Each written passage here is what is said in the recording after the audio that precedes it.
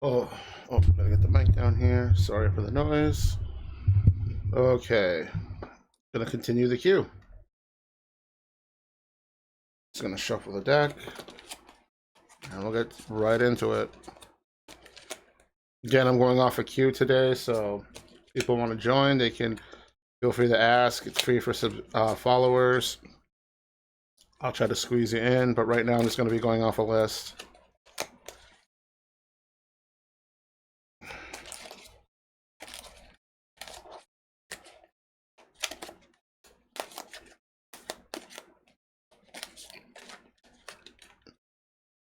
Okay, cut. So I do a 5-card spread.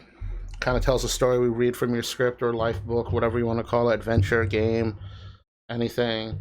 And we go from there. I always play the second card in reverse, which has alternate meanings. So without further ado, we shall get started. Pull up my chart, time slot, 3:30, say 3.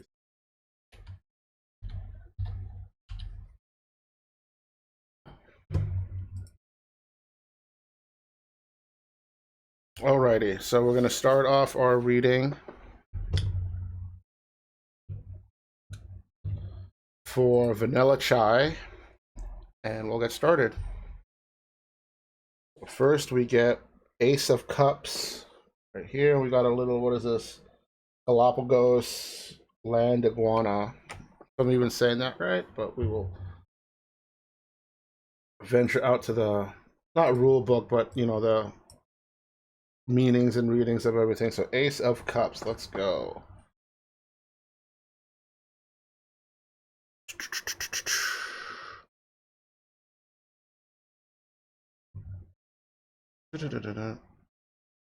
All right, Ace of Cups, compassion, emotions, and creativity.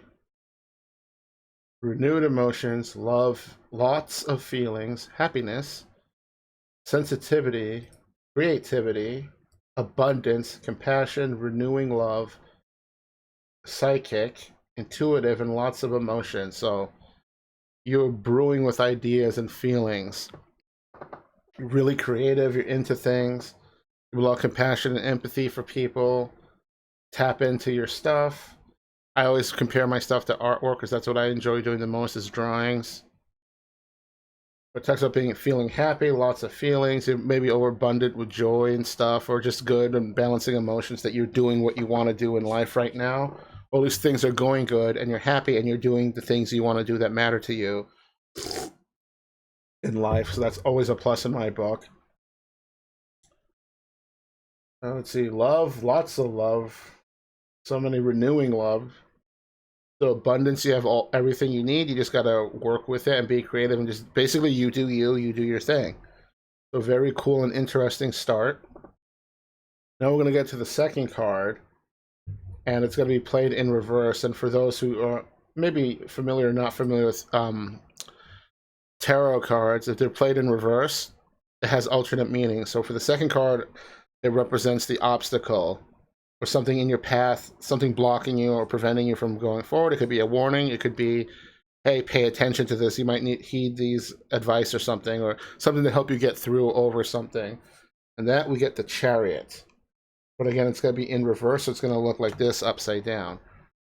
Normally, the Chariot means success, action, and control, and just progress and determination. But in reverse, it's going to mean overwhelmed, no sense of direction, delays, car troubles, unfair, feeling like a failure, conflict of views.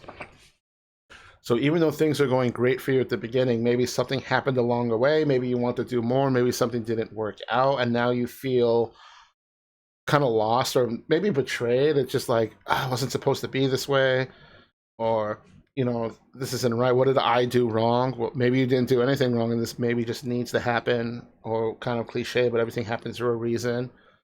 But either way, you're in this state now, so you got to work towards getting through it and work it out. So it's feeling like a failure. So maybe you took on some tasks or took on more on your plate than you can chew and couldn't complete these tasks. Either it be work, home, hobbies, passions, friends, anything. And then since you took on more than you can chew, you're going to feel delays and feel like a failure and overwhelmed because nothing's getting done as fast as before. Like nothing's progressing like before, because before you're probably doing all the things, making great time, staying on top of it. But now that you kind of took on more of a load that you can handle, of course, it's going to feel like everything's really slowing down and you're not accomplishing anything. And then you start second guessing yourself. Am I doing the right thing? Is this really what I want to do? And now you're like, what do I do? Where do I go from here? How do I recover? Should I go back to the drawing board? Should I start from scratch? Do I keep at it? Like a lot of internal struggles, I guess I would say would be the best way to describe the card. But hey, those are just warnings, so maybe something to keep in mind. So we're going to go to the third card, which represents positive influences. And that we get the Devil. Oh yeah, I forgot to say the chariot upside down was represented by a Arabian horse, and the devil is represented by, oh my god, it's a big one, Victoria crowned pigeon. It's a pretty big word there. So the devil's a funny card because it's almost like its default meanings are in reverse, if that makes any sense. And the reverse meanings or like almost like the normal meanings of the other cards. So it's almost like getting another reverse card, but let's take a look. Addiction, sexuality, and attachment. Feeling stuck, negative thinking, dependency, temptation, unhealthy attachments, fear, greed, unhappy, and limiting beliefs. So even though the card is in positive influence position, this still came up, so we are addressing this now, that maybe you're still kind of in a rut or art block or feeling down, whatever, maybe you're not succeeding, everyone around you is doing good, but you're not, whatever it may be, you're still kind of stuck in this area, and it manifested a little more.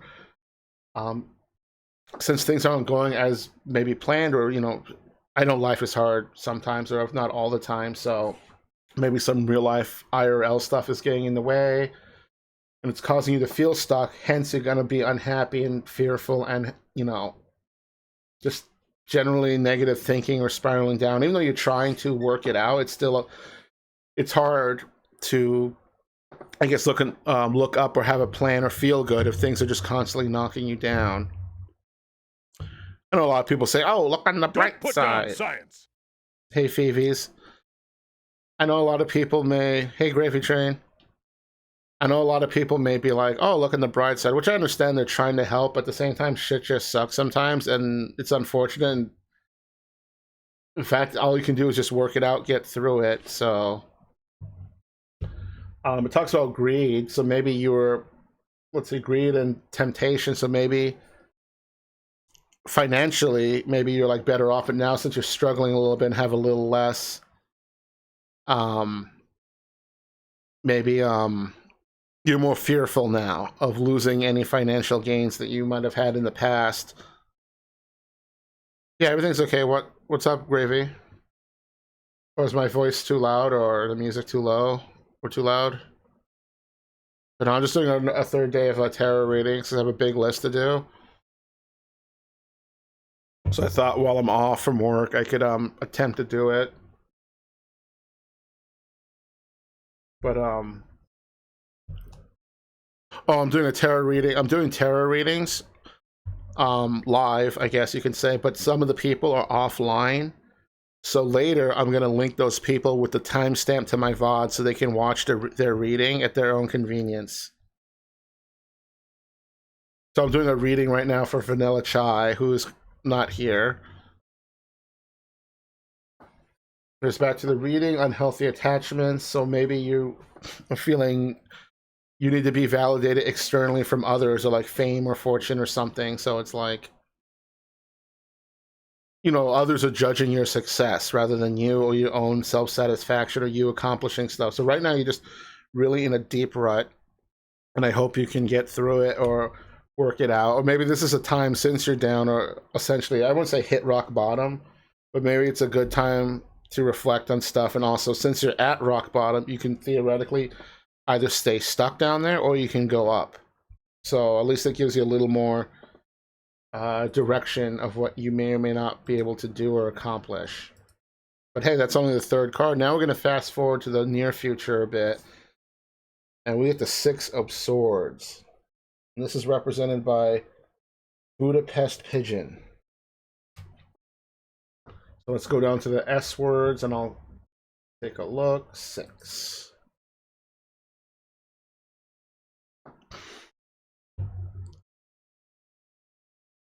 But then 6 of Swords, change, releasing, transition, letting go, better ahead, leaving a painful past, go with the flow, traveling, moving, endings, relief. So I feel confident, a little better getting this card because it's saying all that bullshit and burdens from before you can leave behind and just basically ready to move on or get on with your life. Talks about traveling, so maybe you'll go to like conventions, maybe you'll relocate, move somewhere else, maybe you'll just see the world, friends and families. Talks about change, so you realize it's time for a change. What you're doing or what you have done before may have not been working, but you know you're ready to move on, you're ready to better yourself, you're ready to proceed. And it has literally what says better ahead, so I think it has a bright future ahead of you type of a thing. But also it says letting go. So if you're holding on to any emotional baggage or burdens from the past, it's just okay to let go and forget and move on. Or not forget or forgive, but just acknowledge it happened. Yes, it sucked, but you know, you don't let it dictate your life. Don't let it control you over your present and future. You're choosing, you know, you want to keep living. So I would just keep, I guess, head up high and go on your new adventure. It also talks about ending, so old ending chapters of your life are over, whatever is keeping you down. You know, you acknowledge it, you move on, end a book, time to read a new book. Or this time you're choosing like the new book or new adventure you're doing. And the card also talks about going with the flow. I really like going with the flow because things just happen a lot better, more naturally if you go with the flow rather than, you know, going against a strong current and high resistance. Unless it's something I guess you really believe in or fighting for. But generally, I personally feel better when I go with the flow. Things happen more organically and more naturally. Not that we can't force ourselves to do something to make something happen, but just generally, I think a better time to just go with the flow. And then we get the 5th and final card, which is going to be the long-term results, or it could be maybe the far future, or just the overall, you know, synopsis of the reading, or even just like the final raid dungeon boss. Hey, Uzumaki game. And that we get 7 of Swords.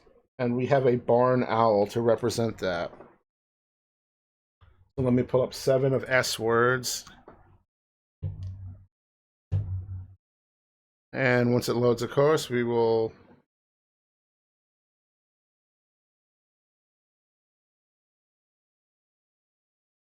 come on. Don't be shy now. Okay, loaded. Okay, 7 of Swords. Strategic betrayal, deception. Lies, lying to yourself, doing something covertly, cut your losses. Secrets. Things happening beneath the surface, things you haven't thought about, something behind your back. Learning secrets about yourself, secrets being revealed, truths coming to light, tricky, moving somewhere new, avoidance and escaping. Very serious. But so this card also talks about moving and leaving. So the last card we had also talked about that, but this card's more focusing on maybe lies, maybe you're keeping a secret, maybe there's things about yourself you don't want getting out that are coming out, maybe you have a new self-discovery about yourself and you don't know how to process it. And you're more secretive, you're more on guard, you're less willing to let people in because you're maybe afraid of whatever it is that you found out about yourself and you don't, again, know how to process it. Or maybe a fear or afraid of what others might think of you.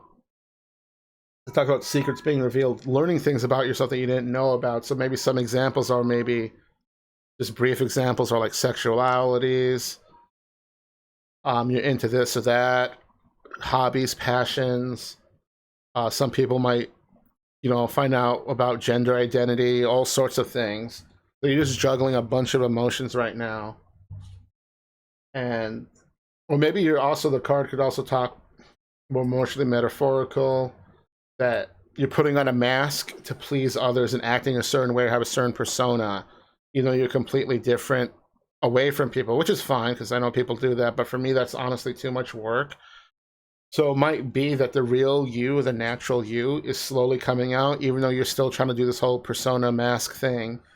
Or, like, online, I'll act a certain way. I'll act a certain way with my friends and family. I'll act a certain way with this group and that group. But I think it's all crumbling in on you that you're tired of putting on multiple acts and that you want to act and be genuine and true to yourself with everyone regardless. So it's almost like you're living multiple lives, and it's slowly come your body's just like reacting and being like, I just want to be me everywhere. I don't want to be a certain way here or there. I just want to be me. And the card talks about escaping, which can also mean a certain situation you're in, you're trying to get away from, or it's your inner you, or the more true, authentic you is trying to escape the fake you, or if that makes any sense. So pretty big one because pretty big card. So that's the reading, but then for as a bonus, I do a bonus oracle card, just a one card reading to complement the reading. It's completely separate and independent from the tarot cards, and I have a deck of novice witches, and we get the chalice, which represents joy. So maybe after discovering yourself, embracing yourself, coming out, the new you, whatever it is, acceptance, you can live a more happy and genuine life, hence the joy from the chalice.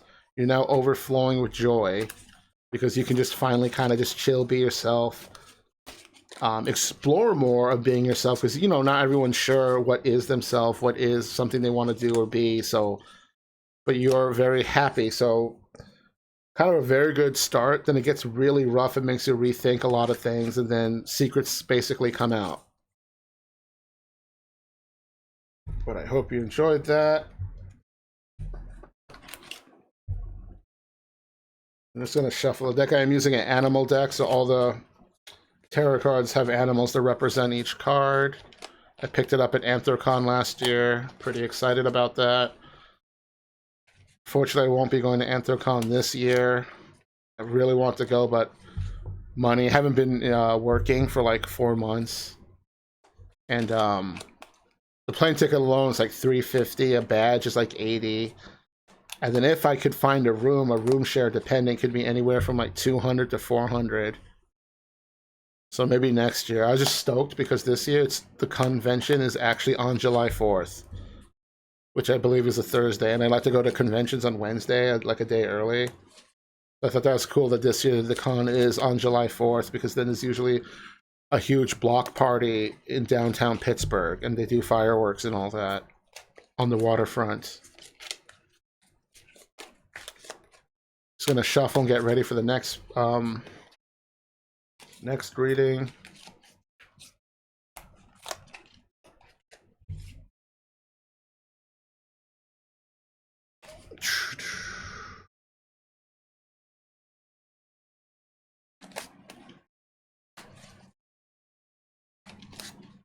Does the camera bitrate seem low?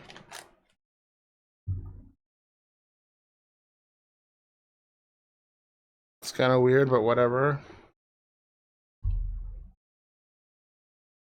That's fine.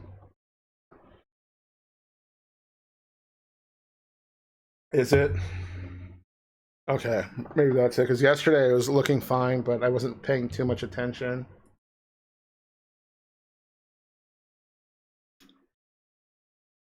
$21.30. A different song going.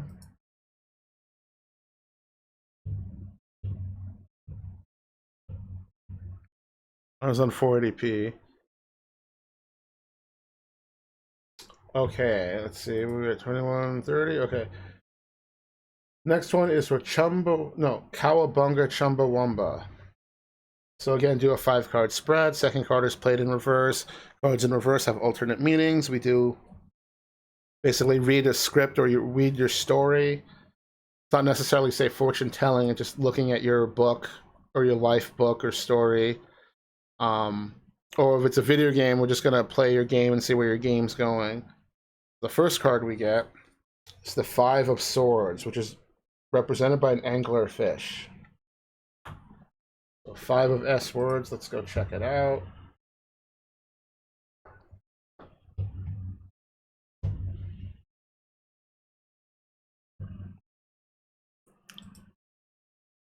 Okay, 5 of Swords. Competition, insecure, disagreements, negative thoughts, winning but at a cost, betrayal, manipulation, selfish, conflict, arguments, and picking up the pieces. So this card's pretty funny because the traditional picture for this, it looks like there's a competition going on. The guy's picking up all the swords, but he's also laughing and smiling because he looks like he's the winner, and the other people are sad that they lost. But I'm not sure what's going on in your world, but maybe you're in competition with someone. It could be friends. It could be a legitimate competition. It could be something at work with your peers. Cause a lot of conflict. It makes you think, instead of like helping others and being like a team player, you're more like, I gotta advance or win at any cost, even if it involves backstabbing. But again, it's all metaphorical. It could be literal. It's however you want to take it. Card talks about selfish, but to me, sometimes people might call it selfish, but it's also self-care. But it's, this card at least is leaning towards more, maybe you're tired of taking everyone's shit, and now you're going to do what you want to do and get ahead in life or whatever it is. Even if you have to, like, not foul play, but like, you know, you're done being a team player. You're doing it all on your own. You're like using people to your advantage. Doing what you need to do, I guess, to better yourself and get into a better position. Again, it's the first card, so we'll see how more plays out and see how that relates to everything else. So the second card is going to be the obstacle, and that is going to be played in reverse, and then it's going to also address maybe things you might are not aware of, things or heed a warning, or something you need to get over, get through in order to proceed. Or if it's a game, it's like a boss fight. And that we get the 6 of Pentacles, which is represented by a yellow-footed rock wallaby. And again, it's played upside down because we're in the second position for this particular spread. So normally the card means sharing the wealth, generous giving and receiving. But in reverse, it means financial loss, unfair, dishonest, jealous, greed, lack of skill, imbalance, but yet self-care. So that, it's kind of funny because that is so closely related to the 5 of Swords. Because it talked about selfishness, it talked about self-care. The other one's talked about not dishonest, betrayal and, you know, lying. And this one talks about being jealous and dishonest and greed and unfair. But it talks about financial loss. So maybe what you did to get ahead backfired or bit you in the ass or didn't work out. You feel like nothing's working out. You're trying to do what you got to do, but it's not working out in the end. It's going to cause greed because maybe now, because of the financial loss and the minor setback that you had, is going to make you rethink more about, you know, pros and cons, or your actions have more potential consequences. You're more aware now of the potential risks involved of whatever it is you're involved in or doing. So in this time, it's like almost like you're going to sit back, take a step back and look at the bigger picture and rethink your strategy maybe. And the self-care part is also could be you just need a freaking break. And I know a lot of people in society in today's day and age get so busy and caught up with work, they forget how to chill. Not forget, but they don't take the time for themselves. Oh, I got to work harder, extra for work. I got to eat in this. But like, when do you really get to indulge and do self-care or just chilling for yourself? So the card might be like, hey, you got to take a break. You're going to burn out. And if you burn out, things are going to get bad. So it could be like a warning in that sense. So the third card is going to be positive influences. So if, depending, you get through it, what have you, work it out, heed the warning, or just relax, we're going to get to the Ace of Pentacles, represented by a Palawan peacock pheasant. It's a big, pretty big word, but it looks really cool. All right, Ace of Pentacles, manifesting, abundance, lack of planning, talents, gifts, financial improvement, prosperity, achievement, material success, promotion, fertility, good things, manifesting good investments. So maybe you heeded the warnings, maybe you reworked your strategy, self-care at a cost. I hear that, Phoebes. The card talks about lack of planning. So it's wondering if maybe you just went with the flow, things naturally fell into your lap. Like you weren't making a conscious decision to obtain these things or whatever, but things are happening now. And I like how it says a manifesting abundance. You're putting your maybe plans into the plans you did have before into action. Maybe you recovered the financial losses and you're starting to get what people would consider ahead. And good things are around the corner. Maybe a promotion at work, or maybe you just feel overall better. You're dipping into your talents more and using your skills and talents to help fuel your success more, or income, or whatever. Just, living, being more genuine. And when you're happier, you're doing more things that make you feel good. Things just flow better. It talks about achievement. So maybe you set out a big goal for yourself, and you actually did it and achieved it. And now it's like reaping the benefits from it. But either way, I really like how it's just talking about bringing your dreams or your money or your plans, bring it true, you're making it happen. So that's very good. So now we're going to get to the fourth card, which is the near future, where we just fast forward just a little bit and see how this whole adventure is going. And we get 10 of Wands, which is represented by a bumblebee. Kind of looks like New Baroque. But 10 of Wands, so let's go up there. 10. Once it loads, I can...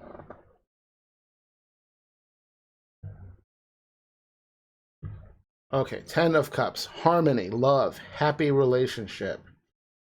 Dreams come true, togetherness, bliss, happiness, love, relationships, harmony, trust, security, hopeful, celebration, gratitude. So there you have it, dreams come true. The last card talked about manifesting your stuff and bringing it real, making it real and true. This card is talking more about now on a relationship or friendship sense. It talks about dreams coming true, happiness, love, relationships, harmony. So maybe you met someone that you're very fond of and you're very fond of each other. You hook up.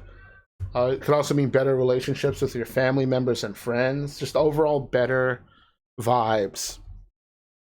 And you're getting along with everyone more. People get along with you. Everything's just like really peachy and great. And then you have more to celebrate because of your success. Like you did good, and now you want to share and spread the joy. And you also have gratitude, so you're grateful for the shit that happened, and maybe you acknowledge the struggles that you and whomever helped you and whomever you helped to get here, that you are grateful for them. And I guess the experiences you went through, or maybe in order to get here, you had to go through those really sucky hardships. So looking good, things are looking really up. Maybe love is in the air, who knows? But we're going to get to the fifth and final card, which is going to be long-term results, or maybe the far future, or end game, however you want to see it. And we get the King of Pentacles, which is represented by Emperor Penguins. So we go to King. And Pentacles is an earth symbol card, and it also represents your finances, possessions, and physical material things. So here we have the King of Pentacles. Wealth, security, but yet stubborn. Progress, practical, satisfied, content, wealth, success, hard work, achievement, leadership. So you're even higher now in the totem pole, I guess. So you're really leveled up. You got your little fortune. You did better, just success. And now you're satisfied with that. You're content. You're not as greedy anymore. You're in a really good place. You feel secure. You acknowledge and others acknowledge your hard work and dedication and talents and skills have gotten you here. And you persevered through that. But now it also causes you to be a little more stubborn and maybe set in your ways, because now you're like, well, I achieved this, I did this, so this is how it works. So you're going to be a little more thick-headed maybe, but at the end of the day, at least, hey, you got there. How many people can say, I did that, or I got there, or I achieved this big dream or goal of mine? But the card talks about happy ending of having like wealth and success to show for it, and it's through your hard work as well, and not just RNG or something happened or I was lucky. It's more about you persevering and believing in your ideas and hopes and dreams or whatever you want to do to get here.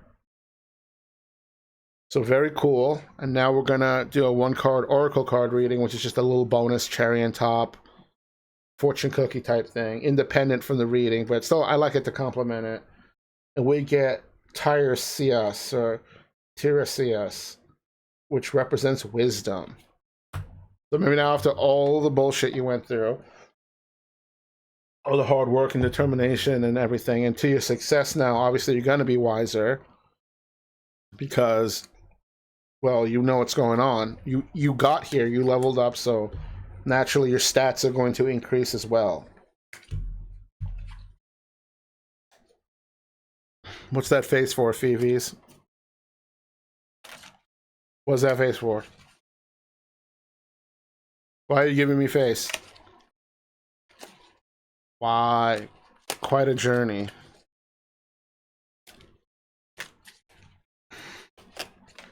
And I hope to do these a little faster today, because yesterday and the day before I did these streams for 4 hours. And then my hip and like right butt cheek and piriformis were killing me. So basically after like one stream, I was done for the day. Like I would get dinner, I would lay down. I'll try to go back to my computer, but it's really uncomfortable. So hopefully I don't exceed 4 hours again, but I am prepared to go 4 hours if it happens. But let's hope not.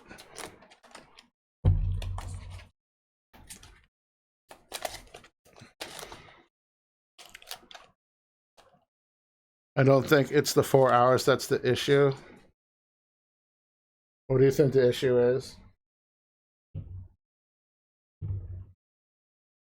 Change the song.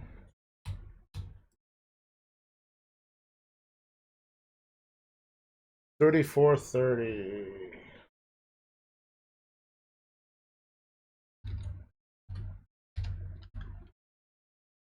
Okay, now we're gonna do a reading for Rob the Welder. Pretty funny name. It's like Bob the Builder. I can't say here without risking something. I see. In that case, we shall proceed with Rob the Welder's reading. And we get 2 of Cups, and it's represented by 2 giraffes. Look how cute they are. They make a little heart symbol. Let's go to Cups and take a look. Assuming it loads, of course.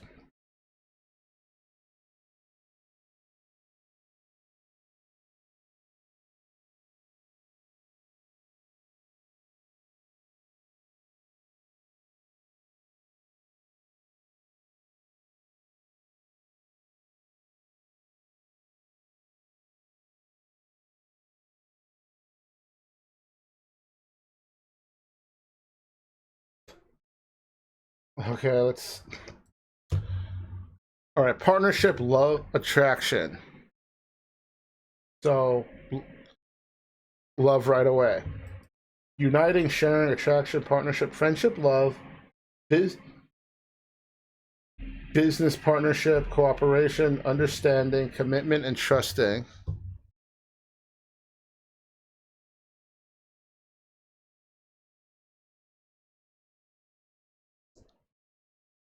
Oh, quickly, sorry.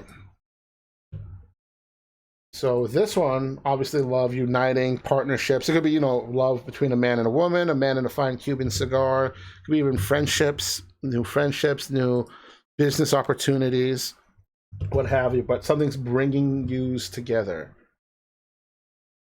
And I like how it talks about understanding, trusting, commitment. So you're not taking this friendship, relationship, or you're not taking this opportunity for granted. And you're not that you're all in, but you're more open and going to invest in this, whatever it may be.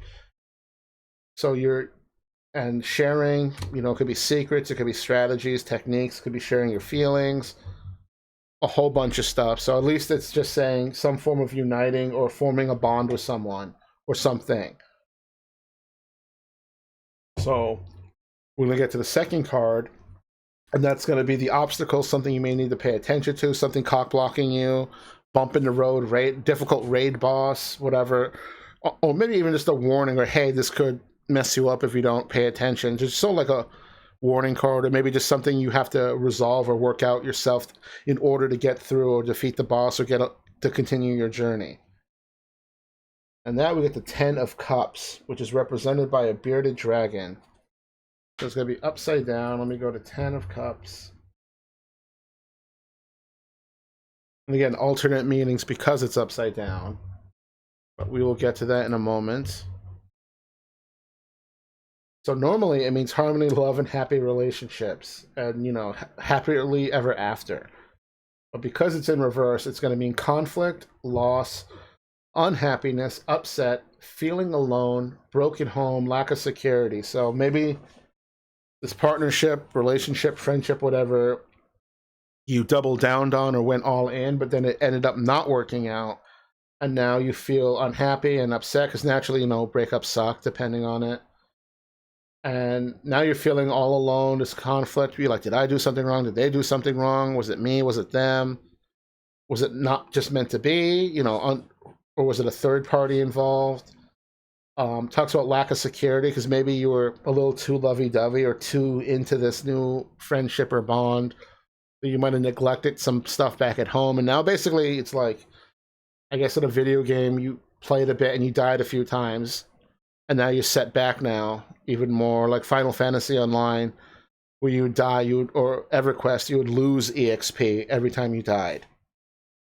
So maybe just take a big step back, see the bigger picture, or maybe just saying be cautious, protect yourself, protect others, and you know, just be on guard, but don't be overly on guard. Just be, I guess, more aware would be a better word.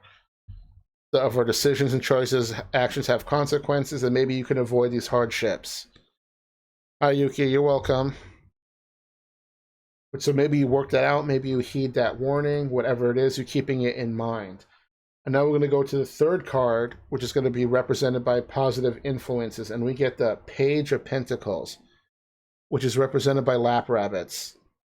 Look how cute they are.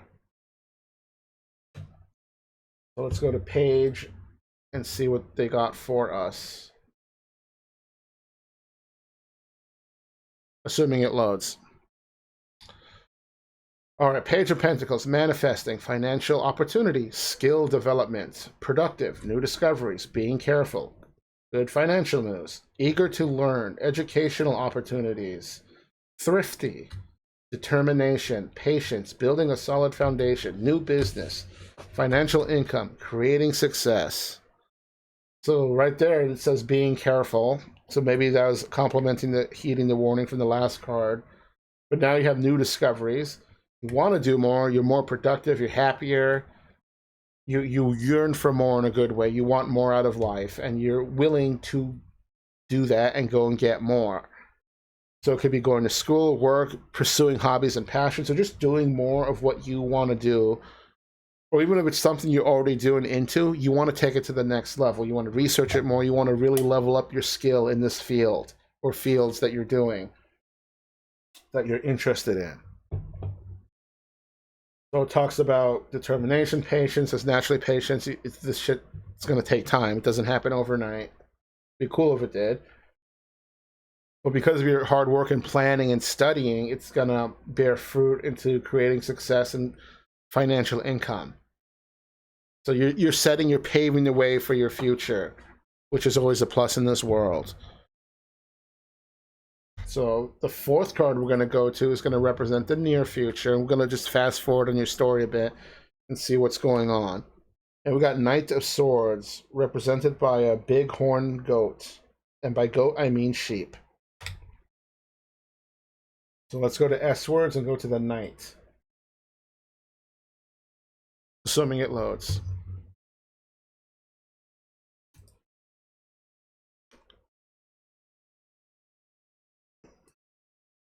Alrighty.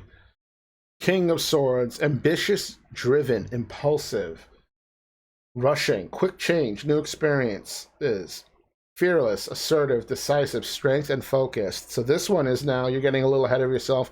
You want to do all the things. You're jumping on board to the next thing. Since you have such good momentum of whatever you did before and can either completing or achieving your goals, you're like, on to the next. Let's go. Where's the next challenge? Where's the next task?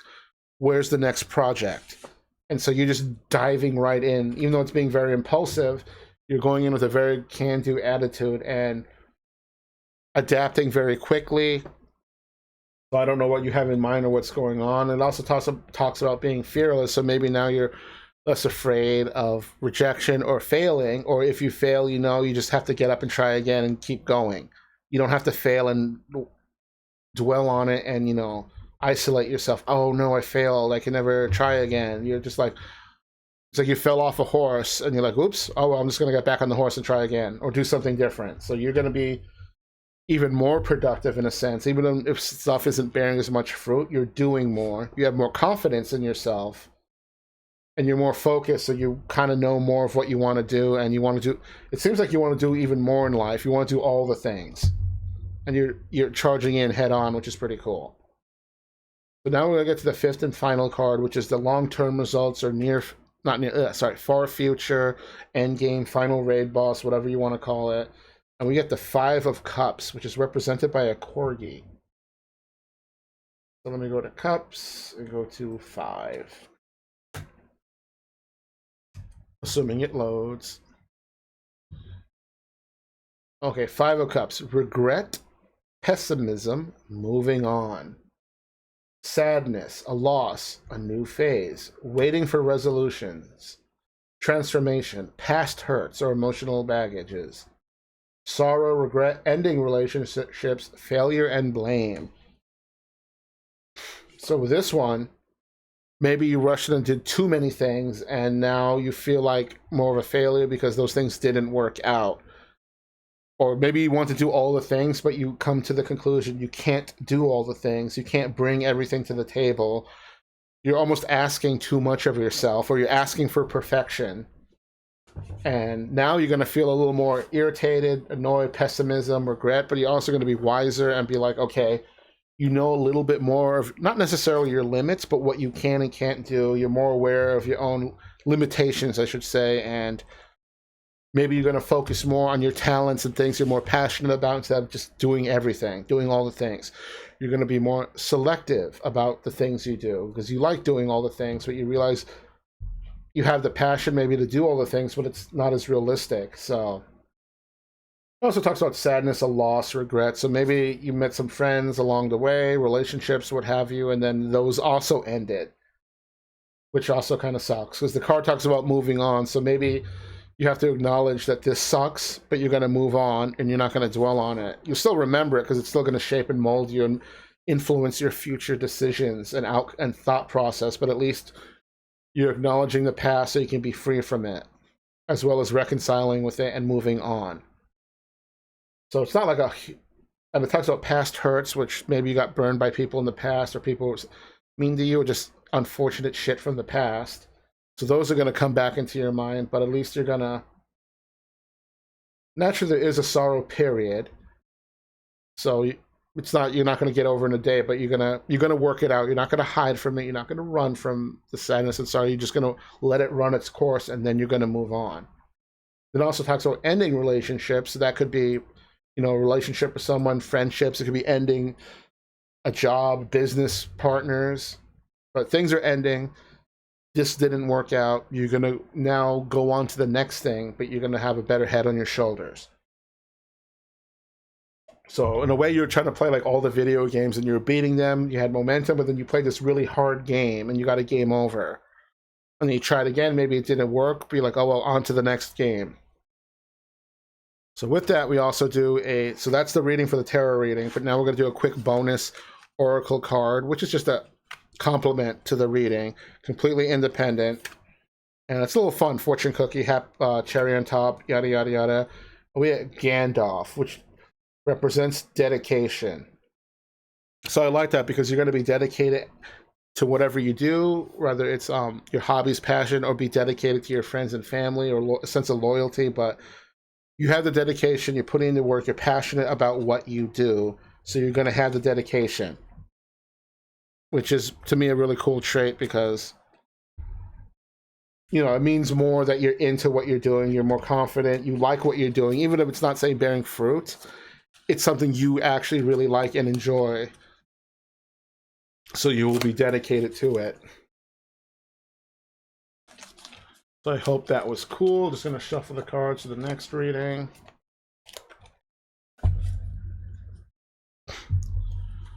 Dedication is quite powerful when applied to a trade.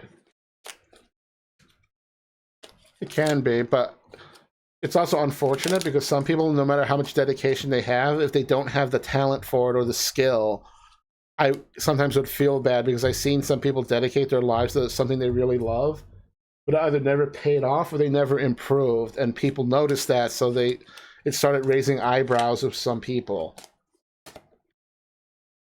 I know people say talent and skill are two different things, but to me, some people just naturally have a knack for something, and some people just don't. I mean, it's cool that we can all try to do, you know, get into something, try to get that skill and talent, but sometimes we just can't. And I think that's what the heartbreaking part is for some people. Because technically you can be and do whatever you want, but at the same time, there's just, it may not click with you, you may not understand it, you may not be able to perform the task or duty of the thing, so it's like, you can study a lot, but you know how it works like on paper, but like when it's time to execute it or something, you just can't make sense of it or execute it.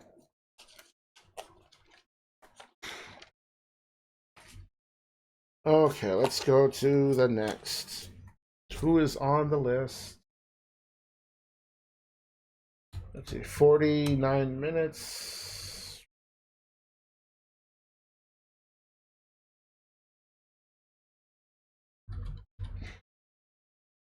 Okay, 49. All right, so this reading is for Booze Hound Believer. Let's see, Phoebe says, well, that's just the truth of life. Everyone has their limits. Yeah, we're going to go for Booze Hound Believer. And so Booze Hound Believer, we do a 5-card spread, kind of tells your story, or reading your story, or playing a video game. So the first card is like just the open, the start of the journey, level 1, RPG, make a character, what have you. And we get 7 of Pentacles. And this is represented by dwarf hamsters. Look at them. Look at those guys. So let's go down to Pentacles and go to 7.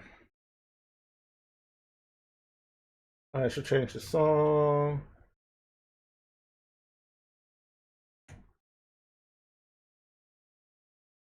All right, 7 of Pentacles. Results, investment, bigger view. Growing over time, reevaluating what you are growing.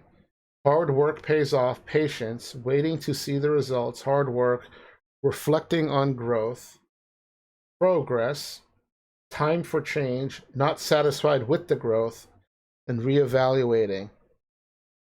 Yes, they are having a party. But the traditional card, you see a farmer and he has like a bounty of a harvest.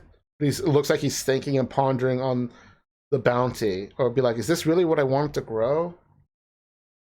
But so the card though talks about being patient, hard work pays off, but now you're reevaluating what you're putting your hard work into, and is it something you really want to do? Is it something you actually want to do? Is it something others expect you to do? Society, friends, and family? Are you what you're doing? Are you doing it to please others rather than doing it for yourself? And then you realize, even though you are making progress in this field and stuff, you're starting to think, is this really what I want to do? Should I be doing something else? The card also talks about time for a change, so you are really pondering of making, well, literally a change. There could be a career-wise, where you live, like location-wise, friendship-wise, relationship-wise, maybe hobbies and passions. So maybe you have some hobbies and passions on the back burner, and you're like, you know what, maybe it's time I look into these. I've been putting these off long enough. So an example for me would be like, I always gravitate towards artwork and being creative. So it's like, right now I have some comics I want to draw that are on the back burner. I put one off for like 3 years now. I really want to do them. So in this situation with the cards, maybe it's time you go tap into that, or something that you're more passionate about, or something that's more meaningful to you. But again, first card, it's a 5-card reading, so we'll see how the story unfolds. The second card represents the obstacle, so maybe a bump in the road or a difficult raid boss. It's something you need to get over and overcome in order to proceed in this journey or video game. Or it could be like a warning even for things to come if you don't like change your ways or something. So we'll just see what we get. We get the 6 of Cups with a Chinese pangolin. But it's upside down or it's reversed, so it's going to have, sorry, alternate meanings. 6 Cups, where are you? 6. That guy right there. All right, so normally it means past memories, innocence, and joy, and celebration, like good vibes, fairy tale stuff. But in reverse, it means hold on to the past, not wanting to change, old beliefs, but yet you look to the future and you're unwilling to grow. So that's kind of funny because the first card talked about growing, harvesting, change, but maybe something's cock blocking you, preventing you from moving on or letting go, like emotional baggage from the past trauma experiences, old beliefs, or other old expectations of yourself or old expectations of other people. So maybe a bit of you're afraid of change because of what others might think. Maybe you feel uncertain, even though, or maybe you're even scared of change. But if you're scared of the change, maybe to me, depending what it is, that could be exciting or a good sign. Talks about unwilling to grow. So maybe you got comfortable in it is whatever you're doing. Again, job, hobbies, passion, friends, and you're not willing to budge. You're set in your ways, but that really stunts your growth and as a person. So it's like this could be where you're at now. These could be warnings. Hey, really take a step back and think about stuff more so you don't end up in this position. So it can mean multiple things, this card. But we'll just keep those in mind, more of maybe like heeding a warning or something. When you're stuck in the old ways for the wrong reasons. Yeah. The third card's going to be positive influences, so keeping in mind that you got through that, over that, or heeded the warnings or whatever. We're going to get 4 of Wands. And we got, what kind of links is this? Iberanian links. Got 2 links, so we go to 4 of Wands. Take a look at what's in store in positive influences. Joy, celebration, and harmony. Rest, peace, achievement, secure, marriage, improvement, comfort, reward. So either you heeded the warnings or you got yourself out of that rut. Things are looking up. Talk about potentially marriage. Comfort, the reward, I guess, is you guys, whoever you found or together or whatever, decide to take it to the next level, move in together, happier lives together. Just a celebration. So just a very good card because you didn't, if you were in a rut, you got out of it, or if you were not in the rut, you avoided getting there or going down that darker, sad path, and you're keeping up. And since you're doing more, maybe again going back to the first card, you decided to invest your time more in a hobby or passion or a different job, different way of existing or a different life. You're happier for it. You're vibing more. You're being more genuine, and you're just overall happier, in a better place emotionally, mentally, physically, metaphorically, literally, you name it. But just everything's better. The card talks about obvious improvements, so you're being more genuine. You have peace of mind. You feel more secure, more confidence in yourself, and others are going to notice that too. So it's like you're bringing the joy, you're bringing the good time, you're bringing the good vibes. So now we're going to get to the 4th card, which is the near future. We're just going to fast forward just a little bit to see how you're doing in this journey or game. And we get the Lovers, which is represented by, well, lovebirds. So that's pretty cool. And well, the card, based off the name, you can guess what it means. But it also could refer to business partnerships and commitment and trust and healing. Now let me go over the list. Love, relationships, and values. Partnerships, choices, sharing, trust, healing, sexuality, temptation, commitment, marriage, business partnerships. So if this card is talking more about love life and relationships with someone, you're really hitting it off more, taking it to the next level. You're more comfortable with each other. You're sharing more. There's a lot of trust, healing. Of course, you're all going to feel better. And you're committed to each other. You feel strong. You believe in each other. You're confident in each other. You don't have to worry about, oh, do they not like me? Or, oh, are they going to backstab me? No, you both are very comfy with each other. The card also talks about business partnerships. So maybe along the way, this led to opportunities financially. And again, all stemming back to the growth of what you're deciding to harvest from the first card. So maybe this also brought new business opportunities for you, or maybe your hobbies and passions have become more lucrative, or you made some of your dreams come true through your hard work and dedication and passion. Then the card talks about value, so you think highly of yourself and others. You have a good sense of values. You're not going to fall for traps or Ponzi schemes or get rich quick schemes or stuff like that. But the card also talks about temptation. So maybe because you're walking on cloud nine, things are going great. Not necessarily greedy. You might be tempted to take more risks or go reach for even more. Not that there's anything wrong with wanting more, but you might do it a little too much. But again, these are all still very positive vibes and everything. So now we're going to get to the fifth card, which is the long-term results, or the results screen of a video game, like a ranking system, or maybe it's like the final raid dungeon boss. We get the sun. And that is represented by a ptarmigan. I have no idea, but a bird of some kind. And for you, those who don't know what the sun is, it's a very good happy ending card. It's just purely good vibes, good times, everything. So fun, success, and vitality, renewal, light, warmth, innocence, growth, development, positivity, optimistic, pleasure, creativity, hope, and happiness. So things are going really good.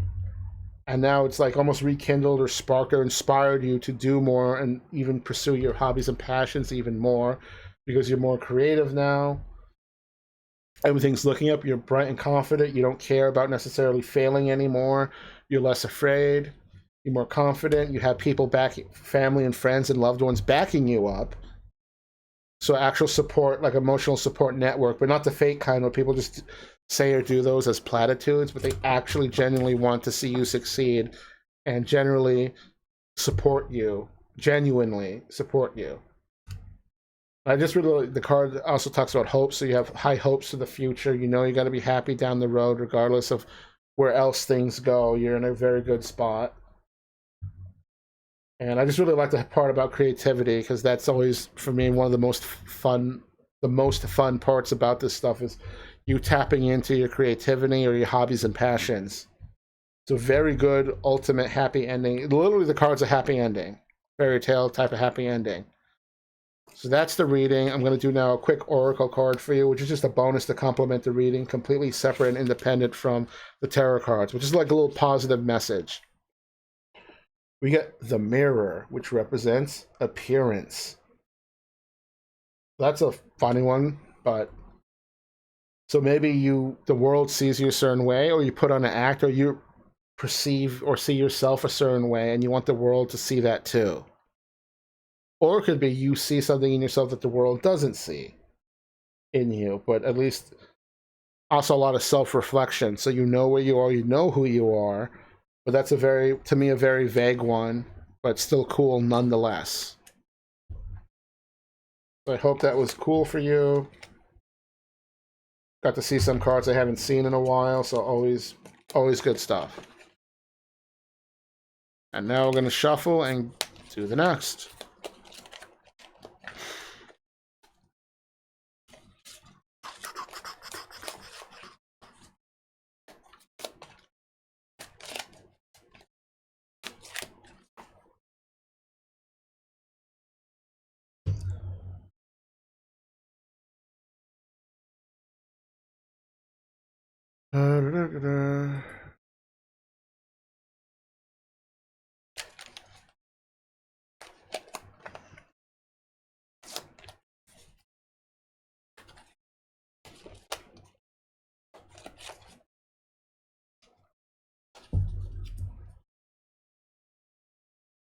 Okay.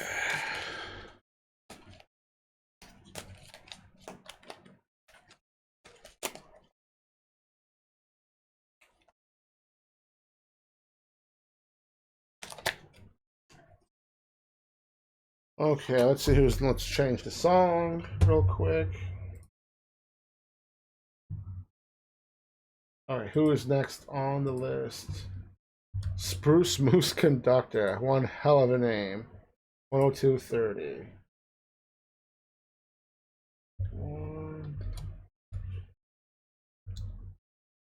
Okay, this reading is for Spruce Moose Conductor.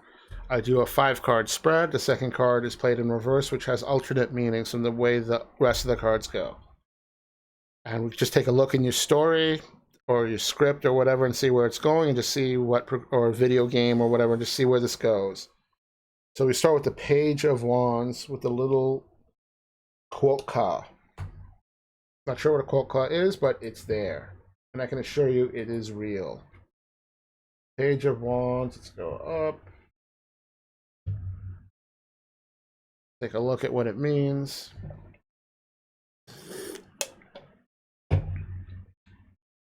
Page of Wands, ideas, potential, inspiration, passion, excitement, enjoy life, good news, courage, enthusiasm, resourceful, new ideas, and growth. So, got a lot of things going on there, mister. But I like the idea of potential inspiration, ideas, growth, because inspiration and excitement and passion are like some of the biggest, coolest things in life. So it sounds like you got a lot of ideas, cool ideas, good ideas, bad ideas, I don't know, but you're in whatever they are, you're into them and you want to pursue them more and see where they go. But it's going to take courage because a lot of people get scared, they don't know if it's a good idea, but you're like, yeah, that's fine. Or I guess the fear of failing. But you're like, you know what? I still want to try. I want to give it a go. I want to do it. And you're going in with good enthusiasm and many new bright ideas and a lot of potential in these. So good, nice, cute start. We're going to get to the second card, which represents the obstacle, which could be a difficult boss. It could be a bump in the road, something that sets you back. It could be heeding a warning, but something you need to maybe address. So we're going to take a look at that. And we get the Five of Pentacles, which has a Munchkin cat on it. This card usually is kind of negative, but it's in the obstacle position, so we play it in reverse, so it's going to have better or different meanings, if you will. So let me quickly pull that up. So this card might be like a free pass or like a Monopoly pass go, do collect $200.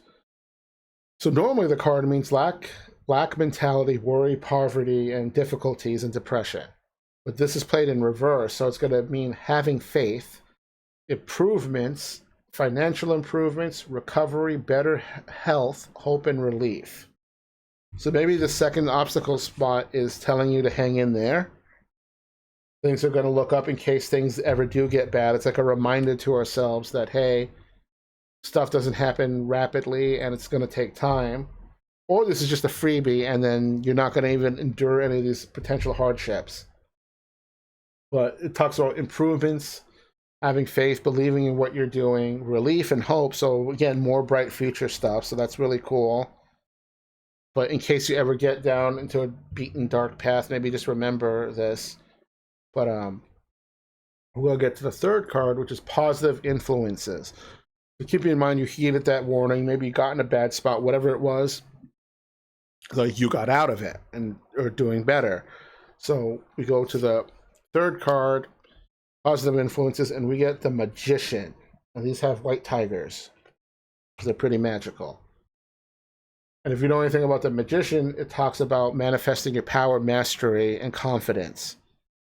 But let me quickly just pull up the chart so I can accurately read or give a better description.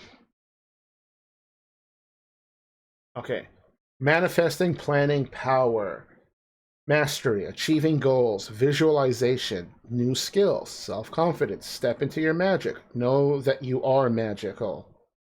You are the conduit. Step into your power, and okay, this is the biggest one of the card. Direct your energy to what you want. So you're in a better place, obviously. You're gaining confidence. You're building your skills. You're literally leveling up like it's an RPG. Um, you're tapping into your magic and creativity more. You know you're special. You're going to use that specialty and stuff, to your advantage and show, I guess, to the world. You're embracing you. You're manifesting and bringing your thoughts and hopes and dreams to life. But again, the coolest thing is you are directing the energy to what you want. You're not going to waste your time and energy on meaningless shit or things that aren't cool to you or interesting to you. You're going to direct the energy and focus on what you want to do, what you like, what makes you happy, what's you're passionate about. So you're going to be focusing more on stuff. You're not going to get caught like those people, those SJW Tumblr arenas that just spend all day on Twitter complaining about the world or these atrocities going on. It's a lot of wasted energy and effort. You're going to focus on things you care about, what you like, who you like, things you're into, positive stuff, hobbies, passions, maybe your work. So your things are just really super turbally looking up for you right now. We're going to get to the fourth card, which is the near future. We'll just fast forward a little bit to see how you're doing on this game or journey of life. And we get the Knight of Wands, which is represented by African wild dogs. So, Knight of Wands, let's go take a look. Open you up.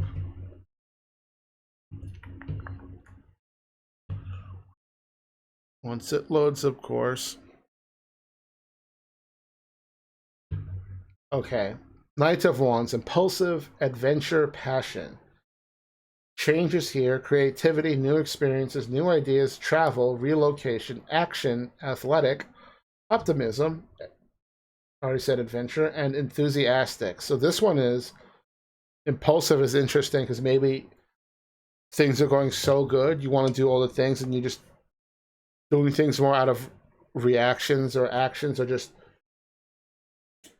not compulsive but impulsive.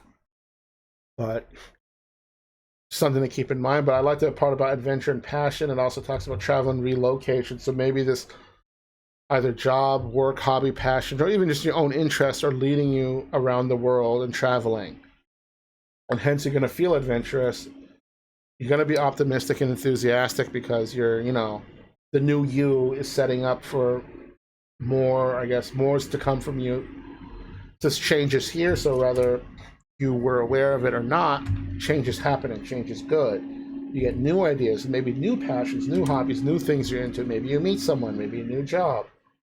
So you're just, again, all constantly looking up, very enthusiastic, and you want more from yourself, and you want to see more of the world and what it has to offer, and what you can offer the world. So this is just all like insanely good, or as Phoebe says, what a combo with the Magician. So we're going to get the long-term results card now, or the far future, the end game, or the ending credits, whatever analogy or term you want to use. And we get the Wheel of Fortune, which is represented by a cloud rat, but it looks like a cat to me, so I wonder if it's just a name. Oh, it's like a lemur or something. But the Wheel of Fortune's a very, good card. Good luck, life cycles, turning point, good change, good luck, opportunity, progress, doors opening, ending of a phase, starting of a phase, improvements, choices, and forward momentum. So you're doing a lot, you're achieving a lot, you're maybe in terms of playing video games, you're just playing a shitload of games and you're beating them. You're like, cool, I want to play the next game. I want to do the next thing. I want to keep going. And now you have even more choices ahead of you, so it's not like very linear or binary of I do this or that. Now there's more doors opening for you to keep continuing your journey. And it's all talk about even more opportunity, talk about good luck, good vibes, good change. But the big thing about this card, I'd say, is the forward momentum that nothing's going to stop you now. You're going to keep on going and things are just looking good. Not that bad things can't happen to you or, life is a roller coaster, but at least overall, because you've been spending time doing more on what you want and care about, it's leading to a more genuine and natural version of yourself and your future.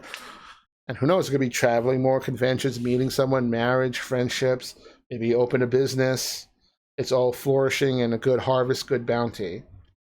So very, very uplifting, high energy, high beat reading, I would say. And now to add a little cherry on top or fortune cookie, we do a bonus oracle card. And we get the Raven, which represents dreams. So you're making your dreams come true. You have a vision. Don't lose sight of that. You know what you want, or at least what you want to attempt and explore. So go for it. The world is your oyster.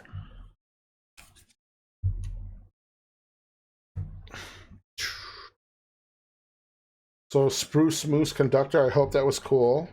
That was a very high energy, high upbeat reading.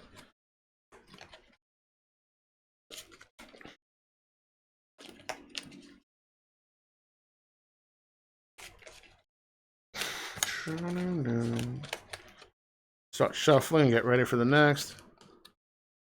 Seem like they know what they're doing. Hopefully, because sometimes they do know, but maybe they don't realize it. So sometimes you can get scared because you can have all the answers and everything paved in front of you, but if you can't see it or receptive to it, it may almost feel like you don't have the answers or you don't see it. But again, the cards were very upbeat and high energy. High energy.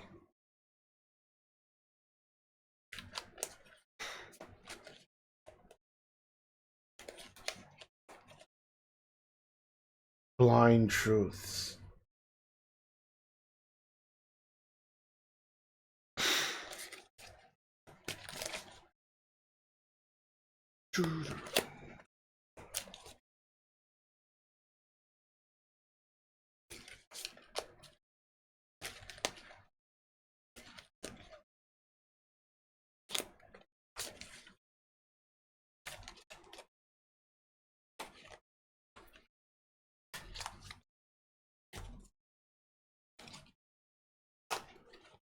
All right, let me get the timestamp ready. Close that. Let's see. 1 hour, 14 minutes. I will say 30 seconds.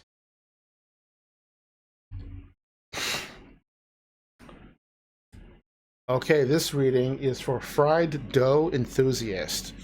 I don't know if anyone has had fried dough before, but it's pretty cool. You usually get them at a carnival or a circus. They put like powdered sugar and cinnamon on it. It's pretty much like a live donut, but it's more like not flatbread, but it's like non-bread. I don't know. It's just a sweet. It's fried dough. But fried dough enthusiast, we do a 5-card reading. Second card is played in reverse, and I'm just gonna take a look at your story and script and see, or video game, and see where it goes. So we start off with Ace of Wands, which is represented by an albino rat, and he has a cute little artist brush. But let me pull that up. Ace of Wands. If it wants to load for me, that would be great. Okay. Inspiration, growth, but yet also delays. So, great news in relation to new beginnings. Everything is falling into place.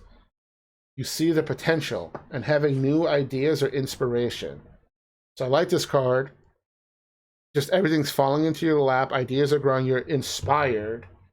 Good news is coming, but also delays. So maybe it's like a premonition, or, hey, good things are to come, but it's going to come a little later, or it's going to take a little while. But, things are in motion. Things are actually happening. And I don't like people saying that, like at a job or something. Like, oh yeah, I talked to HR. They said the wheels are in motion. No, shit's actually happening. Like no cap, no Johns, no hustle. It's a very cool start. So we're gonna get to the second card, and that's the obstacle. So it's either the bump in the road, something in your way, a literal obstacle, something impeding your journey. Cock blocking you, could be a difficult boss in a dungeon, what have you. Something you need to overcome or maybe pay attention to or keep in mind. So there we get the devil. But this is also another funny one because, well, it's a Victorian crown pigeon. But that's not the funny part. The funny part is the card itself has like kind of warnings and negative meanings, but it's played in reverse. So it's going to have much different meanings than the traditional sense. And maybe even like positive meanings. So let's just take a look at what the opposite has to say. But normally it means like addiction, limiting beliefs, fear, and greed, requiring external validation and sexuality and addiction.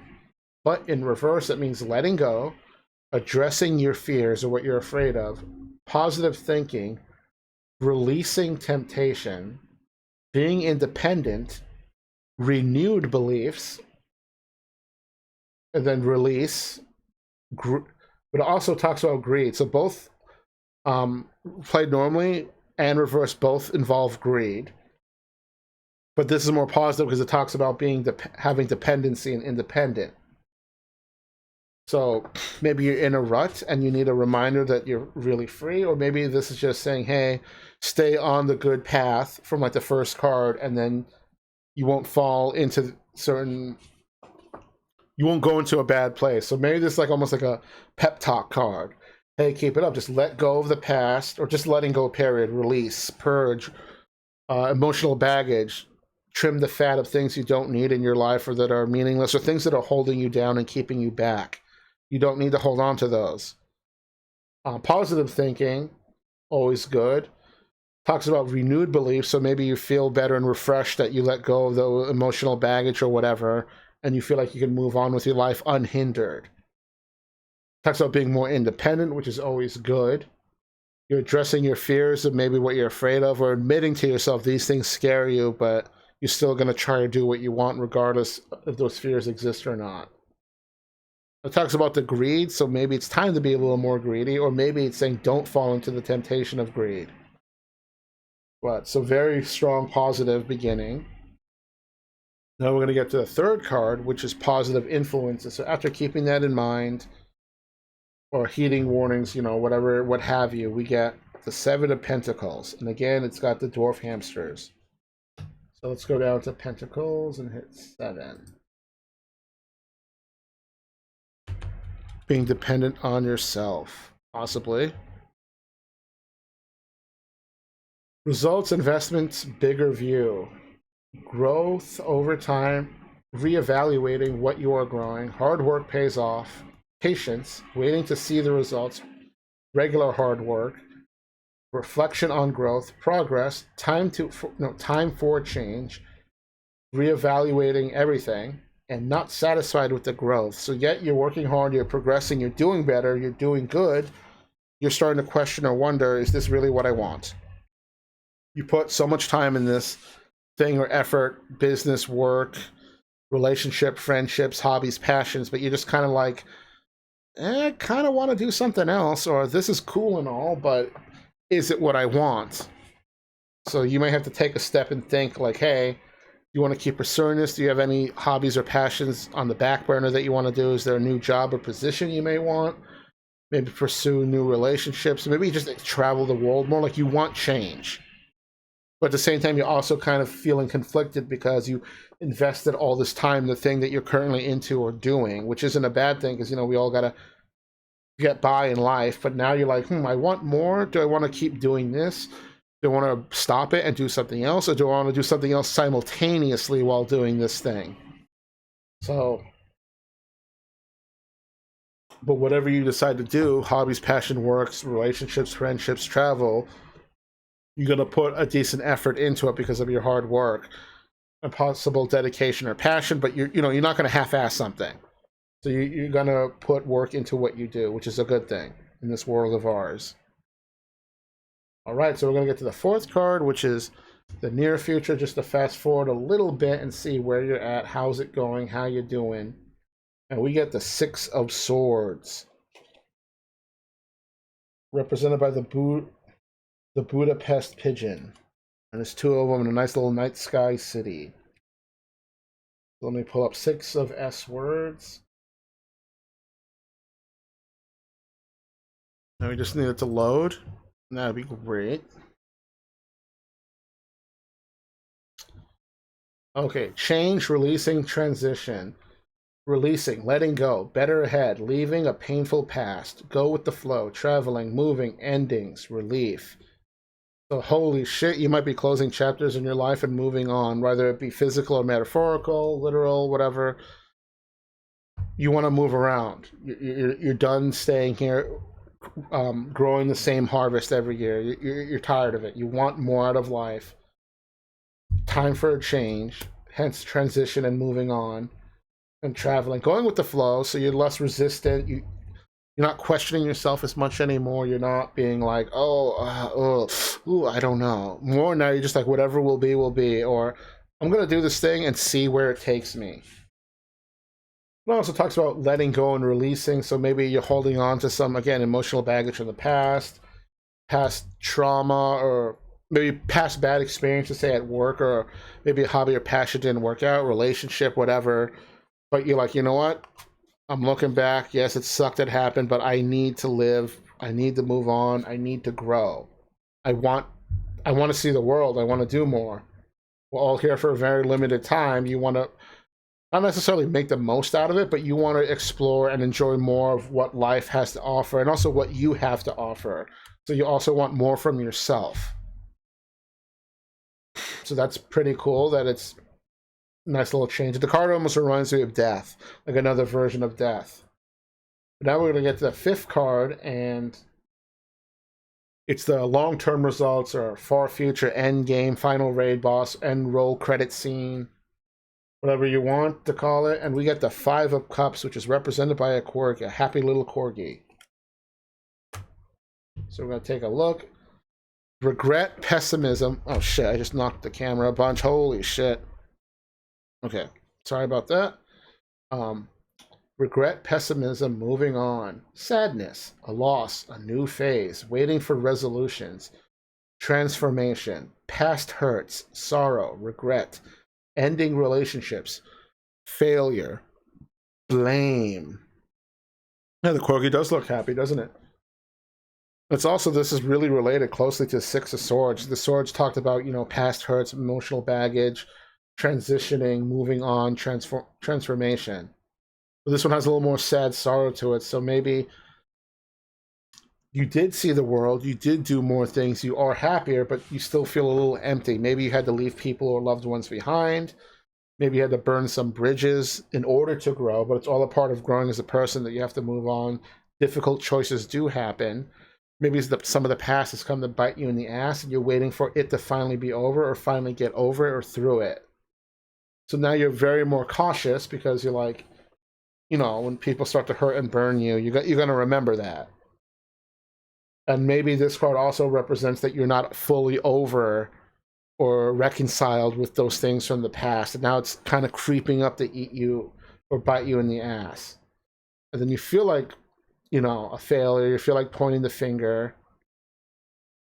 And it just also could be a warning that don't fall into this, because you've come a long way. But if you are in this spot now, you're just going to have to work out these feelings and emotions and work everything out. And then don't let that be the end. You just on to the next thing, or just move on, new game.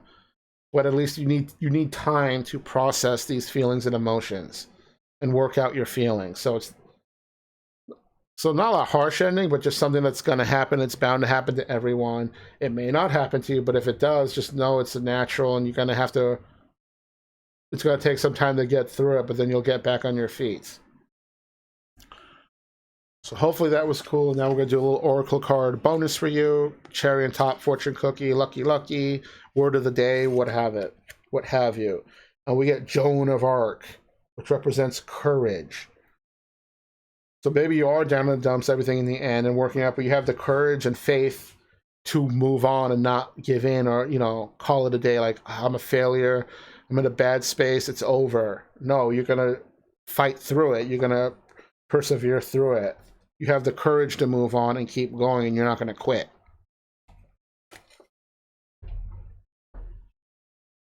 So I hope that was cool for you, fried dough enthusiast. Bit of a very interesting reading.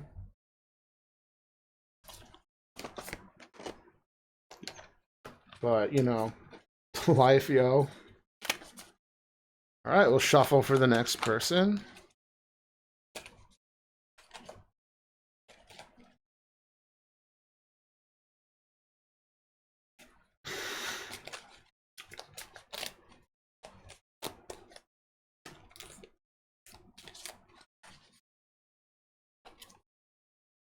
So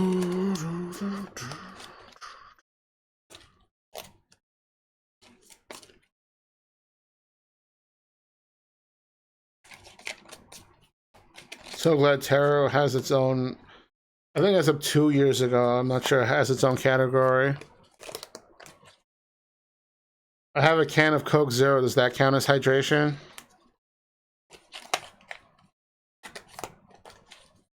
It's technically a liquid.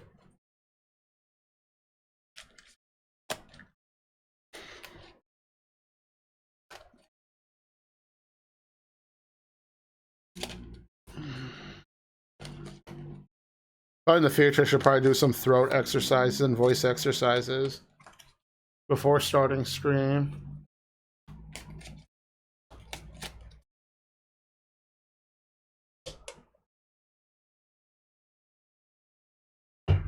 Get the neck.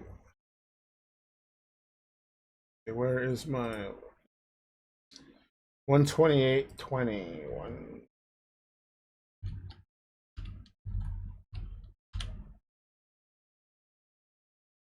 All right, this next reading is for Nickel Collector.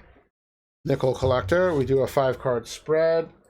Read your journey, your story, where things are going, what's going on in your life.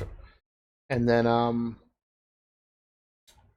second card is the obstacle, so that card will be played in reverse. Maybe heed some warnings, some just stuff to be mindful of. So we're going to start your reading with Page of Wands, yet again. So let's go there. Page, where the hell are you? This is the one about the harvest, I forget. No, that was something else.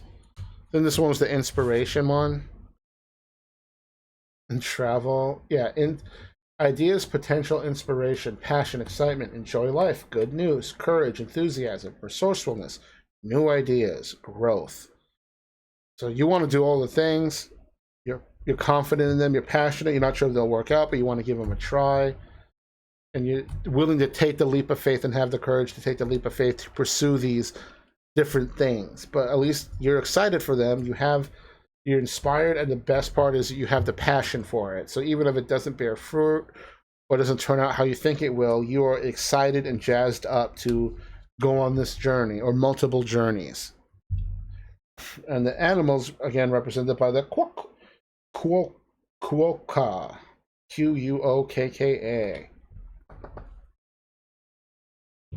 we're going to get to the second card, which represents the obstacle or cock block or bump in the road or difficult raid boss, something you need to overcome or maybe pay attention to, a warning, or this may even simply just address something that you're not aware of. And this card will be played in reverse, and tarot cards have alternate meanings when they're played in reverse. So you get the Ace of Cups, represented by the something land iguana, Galapagos land iguana. So let me go to Cups. But again, it's the second card. It's going to be played in reverse, so alternate meanings. Always important to remember that. So normally it means compassion, emotions, and creativity, and love. But upside down or reverse, it's going to mean feeling unloved, rejection, avoiding emotions, unhappy, relationship issues, loss, manipulation, lonely, unfulfilled, feeling all over the place. So maybe you want to do all the things. Maybe you want to do too many things, and now hence feeling quote unquote all over the place because, emotional wreck, roller coaster ride, real life, job, passions, maybe it's not working out. Or maybe your stuff that you set out to do isn't bearing fruit and you're feeling rejection from the world. You have relationship issues, marital issues, friendship issues, issues at work. Maybe the passion and hobbies that you're excited for aren't paying off in a sense. And now you feel like you wasted your time. You're avoiding your emotions. You're trying to hide from yourself that you feel this way, even though it's totally freaking normal to feel a certain way. But you just feel like you can't accept it or face the fact that at the end of the day, we're all human. And, all heroes are human. And it talks about manipulation, so I don't know now if you're trying to win someone over or trick somebody, or manipulate people or someone or something into helping you cope with this. But so if you get in this spot, just keep these in mind, or these could be warnings that maybe really know what you're doing and don't end up, so you don't end up in this spot. But if you end up in this spot, I'm sorry, but at least you can address some of these and look forward to getting through it and working it out. Phoebe says, you can do all the things, but they catch up too quickly and you drain your energy. Very true. So we're going to get to the third card, which is positive influences. So hopefully you got out of that rut you're in, or maybe you heeded the warnings or whatever, and you never even got there. But regardless, we're going to get Queen of Swords, and we have a Shetland pony. So let me pull up S words real quick and go to Queen.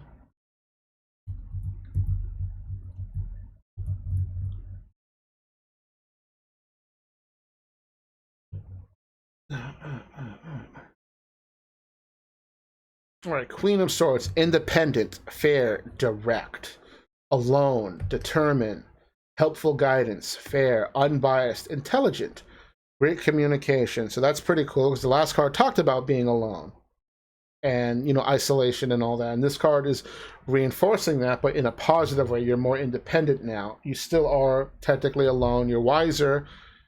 You're more intelligent. You're fair. You're unbiased. You see things for what they are. You're not going to sugarcoat it. You're not going to lie to yourself about certain things. You're going to be basically more honest.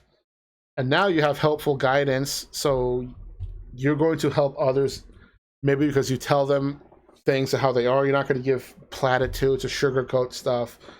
Some people may see that as being mean or pessimistic, but at least you'll be like, hey, I'm being honest. This is what I see. This is what I feel. Do with that information what you want. And because of all this, you're also going to become a better communicator. And communication is more than just words or talking nicely, using a bigger vocabulary. It's conveying your message and ideas to others and having them be able to perceive them and understand them. So it's also, people are going to understand you more. You're going to communicate better. It's almost like you become like a wise man. And now, maybe because through those struggles, you're always thinking, what can you get from the world? What can you do? You know, me. But now it's like, what can I offer you as well? What can I do for you to help you? That's pretty cool. Now we're going to go to the fourth card and fast forward a bit and go to the near future just to see how things are going. And we got the Eight of Cups, which is a Berrid's Tapir. It looks so sad, so I wonder if that's a sad card, but Eight of Cups, let's go. Words are not misunderstood. Eight of Cups, disappointment, walking away, indecision, uncertainty, leaving the past behind, searching for something new, change, a turning point. So maybe things didn't work out, maybe disappointment, maybe you weren't meant to be the great communicator or be it giving people advice, or maybe it's just a pit stop. And, you know, maybe it's just a pit stop and you're just like, I need more out of life. I want more. I want to do more. And welcome in, Usman. But so maybe maybe you're only destined or temporarily meant to be the great communicator and understander. But this is talking about walking away, disappointment, indecision, you know, turning point, leaving something behind, maybe cutting your losses. It's time for a change, or you know it's time to walk away for this. You can't stay here forever. So you're going to move away and onto the next journey or better yourself or continue life. There's a lot of uncertainty, but you know there's still change. You know you need to move on. You can't stay stagnant. We naturally want to grow and expand. And it says leaving the past behind. So you learned your stuff, you learned your lessons. You're going to drop the emotional baggage or anything that's hurt you. It's almost like a fresh start. You're like, I'm done with this shit. I want to move on. I want more from life. I'm going to go explore the world. Time for a change. So even though the card's kind of sad, but it's like time for something new. And yes, Discord is a thing. You can go to discord.com and download the client. But that was the near future. Now we're going to get to the fifth and final card, which is going to be like the far future. long-term results, end credits, final raid boss, you name it. And we get the Fool, which is represented by the Arctic Fox. Very good and happy card, by the way. Because remember how I said it's like the ending credits or the end game or whatever? Well, the card literally means beginnings, innocence, and risk-taking, carefree, believe in the new you, take a leap of faith, openness, adventurous, spontaneous, fresh start, free spirit, enthusiastic, having trust and faith, opportunities, dedication, having what you need or having the tools to do what you need. You have the means. Blind faith, but yet you're also naive, but you're also prepared. I feel ashamed by this, by being an Arctic Fox, but I'll for now. Oh, Phoebes. You silly. Yeah, so the card is literally fresh beginnings, carefree, happy, adventurous. So by moving on from saying being a great communicator and stuff and leaving the things in the past, taking what you have learned, this new adventure, like new game, whatever, or maybe it's like new game plus, but you just look optimistic, carefree. You're not going to let the worries of the world keep you down. I mean, there still may be there may still be emotional baggage and stuff, or just people being mean, bad jobs, bad experiences, but you have a very bright outlook on life, and you're up for the adventure. Because in the other card, was talking about leaving and moving and starting a new adventure. So this is like new game, but you have like you're now selecting a happy-go-lucky character. It says you have what you need. So even if times feel rough, or maybe you have too much, you have just enough, or just what you need to get through this adventure, this new adventure. But I guess the biggest thing is believe in the new you, and the new beginning and the fresh start are really what click with me on this one. So hopefully that was cool for you. And now we're going to give you a bonus Oracle card to complement the reading. And we get the Boar, which represents Wild Spirit. So there you go. Super new adventures, new game plus. You got the Boar. You're wild. You're not meant to be tamed. You're meant to be free. You're not meant to be condensed to, like, say, if it's a work-related thing like a cubicle, or you want to grow and expand, you want to see the world, you're a free spirit. So, well, in this case, a wild spirit, but still close enough. Where is my mouse cursor?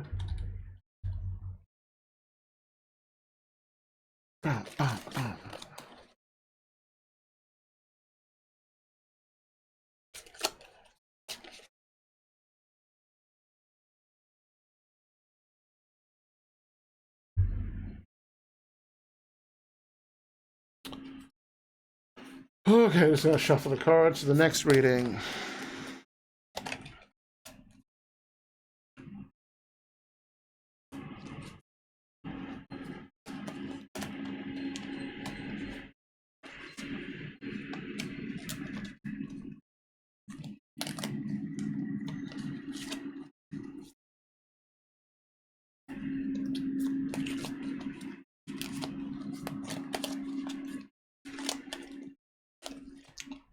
Yeah, the Fool is a very positive card. I know some people read it or see it and they're like, oh, I don't want to be a fool, but it's more like a happy fool. Not. Or people also maybe think of like the jester or something in a town, the fool. Or it's frowned upon, but that's why I like the cards. They have words, but then they have the meanings behind them. Like when people see death, they're like, oh no, that's bad. I'm like, no, that's a pretty damn good card. Probably the Fox, I don't know. That's what the artist made it. That was the artwork, because all these cards are done by different artists. So the 78 or 76, whatever the card deck is, of different artists did each card. I think that's really cool. Well, maybe a regular fox, but that was an Arctic fox. And I know there's many different species of foxes and all that, so sorry you feel called out. Yes, you do. Well, maybe you can use science to wiggle your way out of it, or find more meaning in it, or not feel called out. I'm not sure.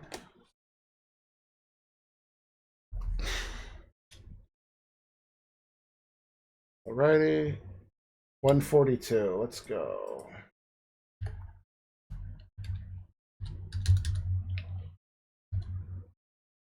Okay, this reading is for Pickled Fingers. Interesting name. Let's get some music going.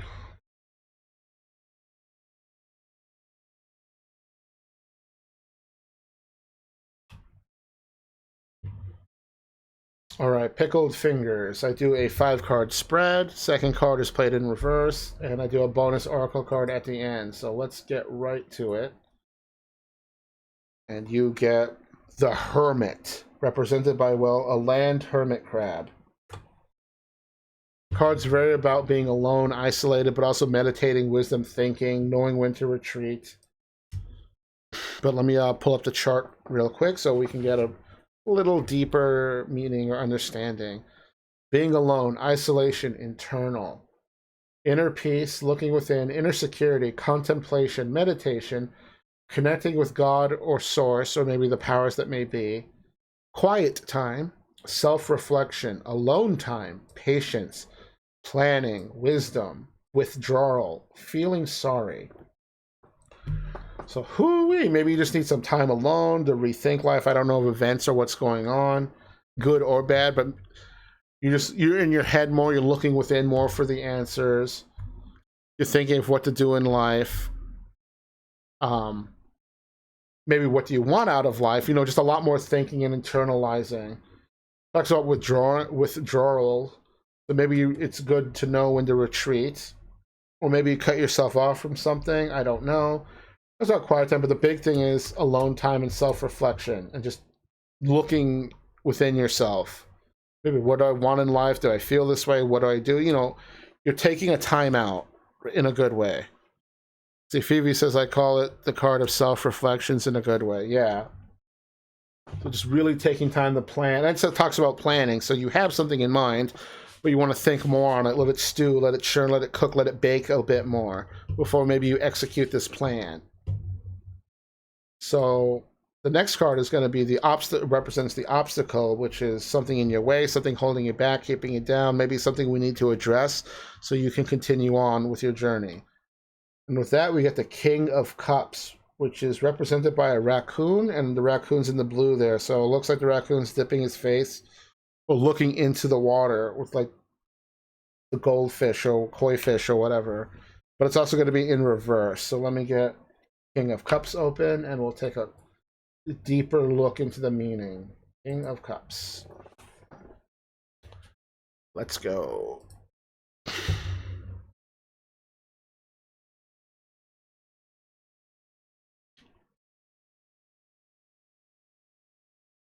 Okay, King of Cups normally means emotional balance, compassion, and moody, and generous. But in reverse, bad advice, dishonest, manipulation, too good to be true, scheming, and fraud.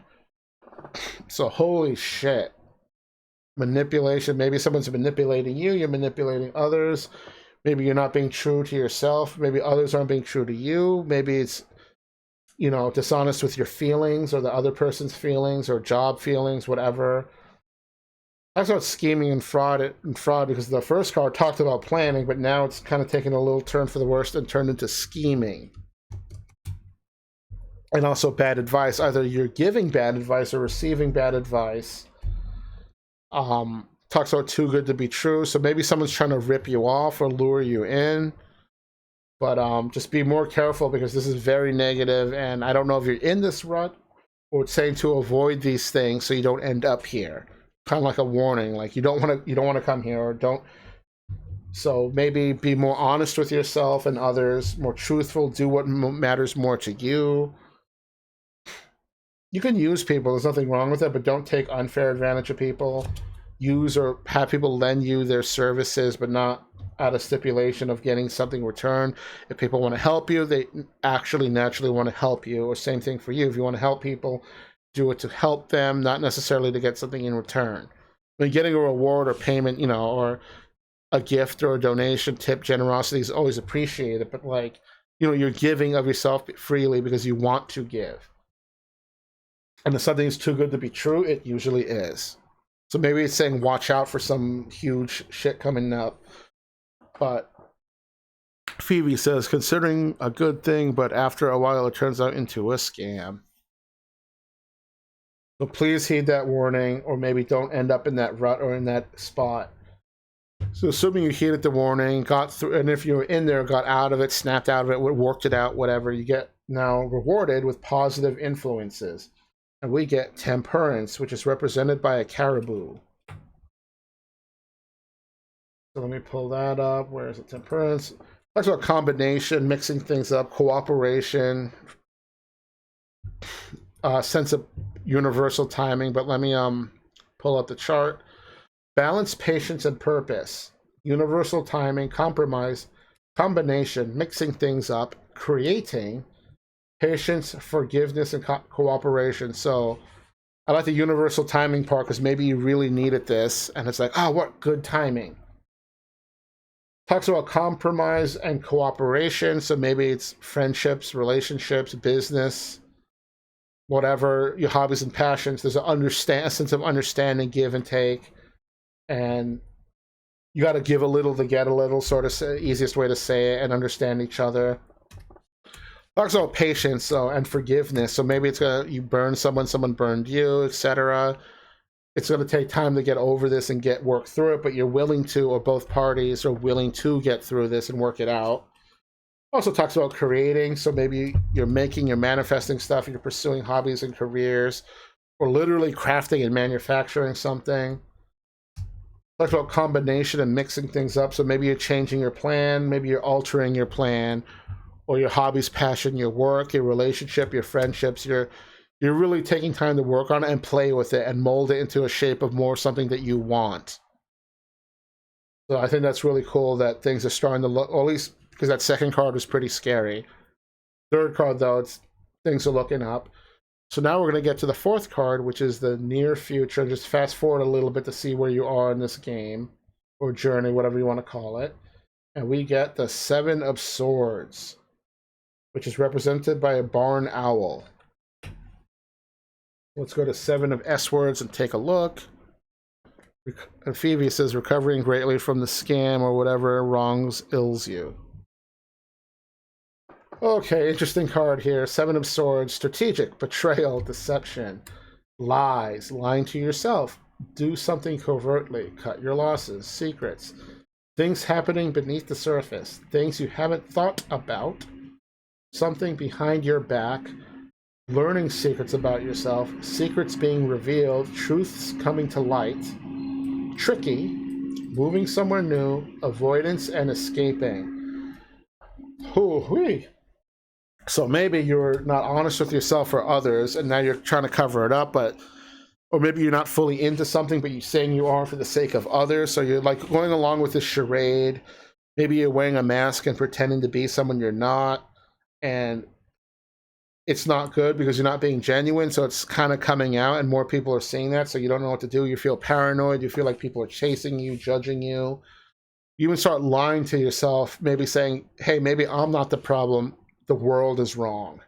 Or it could be vice versa, but talks about lies and deceptions. So it's like, I don't know what's going on. Maybe you got caught up in a scheme, or someone's scheming you, but it also talks about avoidance and escaping, so maybe something needs to be addressed about you, or you need to address something about someone else, but no one wants to take the time to talk and rather keep up the charade or pretend everything's good, like, that dog meme, this is fine, when things are not fine.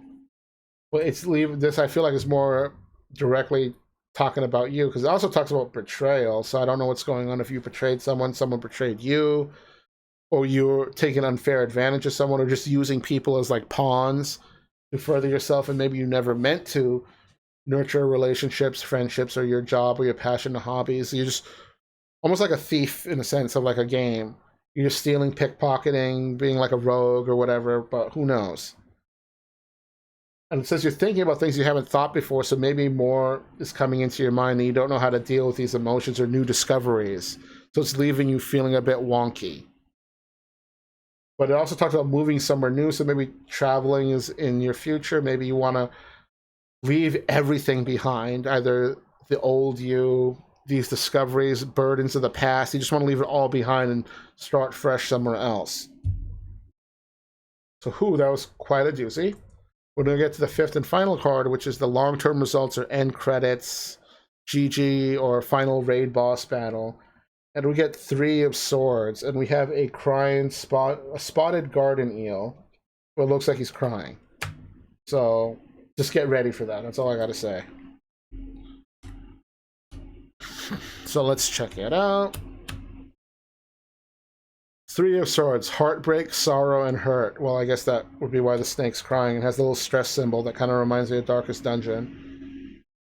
So loss, irritable, conflict, misunderstandings, hurt feelings, heartbroken, stress, painful situations, stressful change, and deep emotions. So maybe after running from yourself, lying to people, lying to yourself, not accepting maybe who you are or someone is or who they are, just a whole bunch of roller coaster of emotions and feelings and life circumstances. Of course, you're going to feel irritable. You're going to be heartbroken, hurt, and sad. Maybe a relationship broke up. Maybe friends defriended you. Maybe family abandoned you. Maybe your job or employment or employer decided to cut you loose and lay you off. Or maybe you can't come to terms with yourself. Or maybe you're hurt and you don't know how to love yourself. And you're trying to learn how to love yourself again. It also talks about stress because naturally maybe you moved or maybe got a new job or moved in with someone and it didn't work out and now you're stressing out because of the huge loss and waste of time and now it's almost like you're worse off now than you were before. And then, but also the stressful change of just life cycles and changes, painful situations. Maybe now you're stuck somewhere or after the move or whatever, or maybe you're stuck at a current job or stuck in a current relationship or friendship, or again, maybe you just feel stuck and stressed out that you can't understand yourself. And naturally, that's going to lead to deep emotions, a lot of internalizing confusion. But like the picture of the crying snake, maybe you just need to let it all out. Maybe you've been bottling so much shit. And by shit, I mean stuff, not like garbage, but like maybe you've been bottling up so much stuff that it's now manifesting out into tears and stress. It's taking a physical toll on your body. Maybe you ignored something. Or oftenly, I know people ignore their hurt inner child, their shadow, so they never address it or work it out. So that manifests and comes back to bite you in the ass later. So it could be something as simple as a burden from the past coming to get you now because you never say, I wouldn't say properly dealt with it, but you didn't acknowledge it, reconcile with it, or deal with it. So now it's all flushing back to you with a world of emotions and hurt. But at least, let it all out so you can start getting through it and work it out and move on and better yourself and get, you'll get through it. But you have to let it also run its course. So with that, we're going to get a bonus card. It's a oracle card, just something for fun to complement the reading. And we get Morcillo Fenicio, and it means tradition.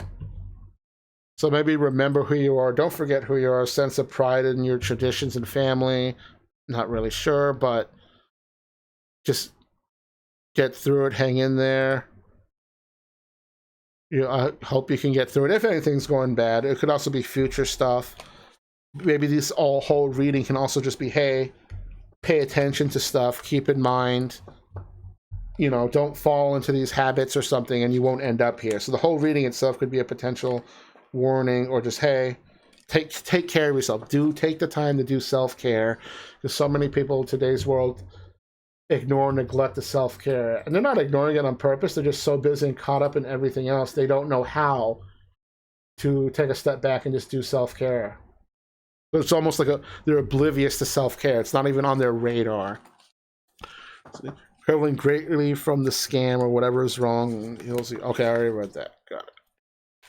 All right, gonna shuffle and get on to the next.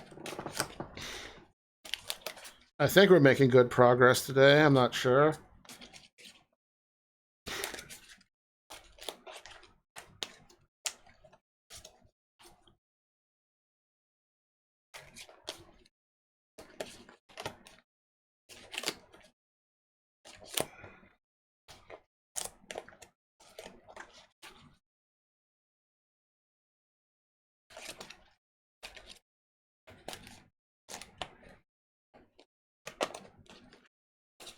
A little more shuffle.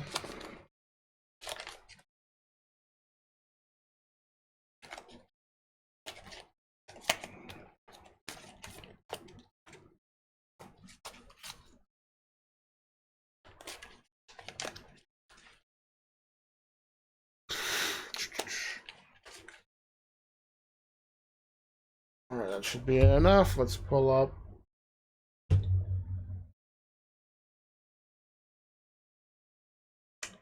All right, what are we at? 157.45. All right, change the song.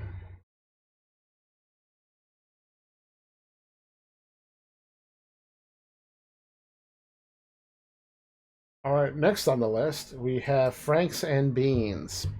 Simple name. I like it. So Franks and Beans, we do a 5-card reading or spread format. Take a look at your story, your life journal, your script, your journey, see where it goes. And the second card, we always play in reverse. Reverse card have alternate meanings. So let's get started. So we start with the 4 of Wands. And what animal is this?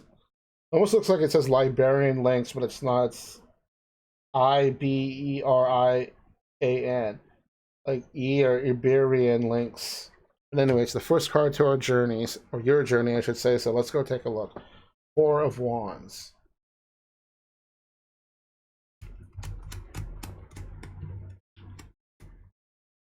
It's loading up.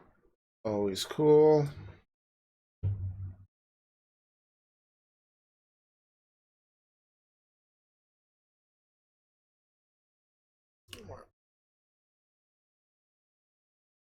All right, let's second. Okay, 4 of Wands. Joy, celebration, harmony, rest, peace, achievement, secure, marriage, improvement, comfort, reward. So very, almost the end of like a happy wedding movie, but it's the beginning of your journey. But still very joy, harmony, celebration, joy. So maybe you had some achievements in life, maybe discoveries, some unions, promotions at work, improvements with relationships or friendships, family, friends, you name it. But just rest. Maybe you're at peace now that you got some answers to some questions you had that were like lifelong answers. I'm not sure, but it's looking pretty damn good. And this is just the beginning, so I'm wondering where this is going to lead. It talks about improvement, so things are looking up. Comfort, you either comfort the ones around you or others bring you comfort, but either way, you're in such a good place right now, emotionally, mentally, spiritually. So the second card we do is going to represent the obstacle. And those cards are going to be played in reverse, which have alternate meanings. The obstacle itself could be something in your way impeding your journey, bump in the road, weird terrain, so your like carriage or chariot can't get through. It could be a raid, a difficult boss, something impeding you. The card could be a warning even to look out for something. And that we get 2 of Pentacles, which has the Angora goats. Look at this guy, so cool. And again, played in reverse. So let me go to 2 of Pentacles and see what we find. 2. Oh, this is out of this whole deck. This is one of my favorite cards. It's so detailed.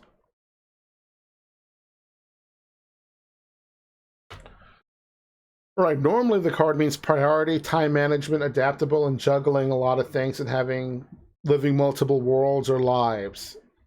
But in reverse, we're going to have it meaning feeling overwhelmed. You feel unstable, wasteful, inflexible, restless, indecisive, too much to do, bad news, shifting from one thing to another. Things are coming together, but they feel like they're also falling apart. Needing to recognize things, feel out of balance, and cycles are shifting. So a lot of confusion. You can't keep your ground. You're unstable. You're restless and indecisive. You don't know what to do. It says too many things. You're overwhelmed. So everything is just hitting you all at once and too fast. You can't, not that you can't, but it's hard for you to process all of the things that are going on. It can be physically, mentally, emotionally, literal. metaphorical, whatever. It just is too much on your plate. Then it's also followed up by some bad news. So maybe some things you're looking forward to in life, or some things were in the works, or something may have had a bad outcome, or got like bad test results or something. It says you need to recognize things. So maybe you have to face reality, I guess, in a sense, or acknowledge something that this sucks, or this is good, or this is how it is. I just need to recognize it and move on, or recognize it and do better, improve myself, whatever. Because things are feeling like they're coming together but falling apart. So maybe things are looking good, but it's just not working out. The too much to do thing, I could really feel people in that one getting burned out, feeling overwhelmed. You don't know what's going on. Now you're being wasteful. You're wasting time because you're focusing your energy and time on so many things that may not even in the end matter, at least matter to you, or things are holding you back. So I'm really sorry about all that. But hopefully keeping this in mind can help you get out of that rut. And once you work that out, or manage to persevere and all that, you get through it. We're going to get to the third card, which represents positive influences, and we get the Seven of Pentacles. So we've seen this guy quite a bit, and these are dwarf hamsters. So the thing about this one is it's talking about harvest and growth, but then it's also you're questioning what you're harvesting and growing, and you want change, and you're doing a lot of reevaluating. So results, investment, bigger view. Growth over time, reevaluating what you are growing. Hard work pays off. Patience, waiting to see the results. General, just hard work in general. Reflecting on growth. Progress, time for a change, not satisfied with the growth. Reevaluating everything. So maybe you invested your time into, say, hobbies, passions, families, relationships, marriage, stuff at job, work, the world. You're into it, you're doing it, you're seeing it grow, but you're investing your time and efforts into and putting your energy into something. So you're starting to think, is this really what I want to do? Should I go do something else? Should I start a new harvest, grow some new types of crops? It's a lot of questioning, reevaluating. You're not regretting what you did. Your hard work is paying off. It's just like, I guess deep down, it's like, is this really what I want to do? Do I want to do something else? Am I doing this? Am I passionate about this? There's nothing wrong with what you built or grew right now, but it's like you want more, and you're deciding, hey, should I take a step back, do something else? Should I do simultaneous things? But from the last card we had, the Two of Pentacles upside down, you had too much on your plate. So maybe this is also a card saying focus one thing at a time, or minimize your workload. Work more efficiently, because I know there's that saying, work smarter, not harder. But naturally, we do work harder for things we're passionate about. So maybe this is saying, instead of saying you want to do 10 things, maybe really take a step back, do like 2 or 3. And when they succeed and grow, or your accomplishments, take pride in that. Take the victories, no matter how big or small. And just be more careful, do more planning with your gardening, I guess, would be a good analogy. You would have so much X amount of room in your field to grow stuff. You got to choose what crops or flowers or plants you want to grow. So a lot of thinking, because you're overwhelmed before. Now you're going to concentrate more, but also reevaluate what you want to do and how to do it. So with that, we're going to get to the near future. Just fast forward just a little bit and see where you're going with all of this. And we get the Knight of Swords, represented by a big horned goat. And I keep saying goat, I mean sheep, like a ram. So let's go check it out. Check it out all the way. Come on, friggin' load. Please load. Okay. The Knight of Swords. Ambitious, driven, impulsive. Rushing, quick change, new experiences, fearless, assertive, decisive, strength, and focused. So now that you completed, got those small victories, you feel confident. You're like, okay, on to the next. I'm ready to take on the next. So you're rushing into battle, or you're rushing into just generally doing more. But again, you know some of your limitations. You know not to take on more than you can handle. You're doing also you're more aware of your limitations and you are quickly accomplishing things. So therefore, you're getting more done now because you don't have the world on your plate and you're just only taking what you can eat. But when you're done, you're like, okay, next plate or next meal or next game, next thing. And now you have more ambition. Um, you feel more the fearless. You're more confident in yourself. You're decisive. You have the strength to proceed and do these. And I also talk about focus. So you're really focusing like a laser beam and paying more attention into what you're doing. So maybe you don't fall into a rut or get burned out. So you're being more smart and tactful. Being smarter about it and more efficient, I should say. Better tactics, better planning. So you can just demolish these tasks. Either it be something at work, something at home, hobbies and passions, crafting, friendships, relationships. You're tackling all the issues, but you're doing it at your own pace. And naturally, you're getting more efficient and you're able to speed up. So instead of, again, taking on the world, doing all the things at once, getting burned out, you're doing almost the same amount now, but you're doing them in increments and little bits. So that's a very good thing because it's totally turning around from earlier, at least in my opinion. So now we're going to fast forward and get to the fifth card, which is long-term results, or far future, maybe end of the video game, end of a book journey, or just credits roll, or even just seeing what's beyond. Not necessarily the end, but it could be. And we get the Ace of Pentacles, represented by a Palawan peacock pheasant. And this represents manifesting abundance, but yet also a lack of planning. Gifts, talents, financial improvements, prosperity, achievement, material success, promotion, fertility, manifesting good investments. So maybe because the lack of planning means before you're just rushing into everything, doing all the things, you really didn't have a plan other than don't get burned out, but I'm going to just take on the world one step at a time. But now you're manifesting your hopes and dreams and what you want into reality, which is always good. There's achievements, material success, promotion, good things. So say it was like work related or hobby related, passion related, you're doing more, you're achieving, your things are really bearing fruits. Like earlier from the third card, which was, what was it? Seven of Pentacles. Your harvesting is bearing a lot of fruit. And just general, and then talents and gifts. So you're harvesting, or you're tapping into your creativity and talents more and skills to help fuel your finances and just general well-being, which is always cool. So very good turnaround and happy super ending, but a very good positive outlook ending, if you want to even call it an ending. But we're going to get to a bonus oracle card that just lets me complement the reading a bit and just see what, a little cherry on top, a little extra. And we get Prosperio, which means faith. Have faith in what you do.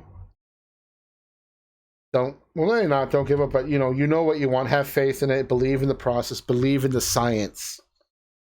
Don't let it waver. You believe. But it's also more than just believing, it's also executing. So don't be afraid to execute your plans and strategies. But the cards before that also talked about lack of strategy. So I think for you, things just are. And going with the flow. Yes, Phoebe, is believe in yourself. But it's also more than believing, because you also have to do in yourself and execute in yourself. So some people could just say, yeah, I believe in it, but then they don't back it up. So I almost feel like sometimes a platitude, or people saying they believe just to be perceived as good, being a good person or supportive, but they don't actually mean it, if that makes any sense. So in this case, when you believe in yourself, you also got to mean it, and you have to actually not be lying to yourself and be all in on it, type of a thing.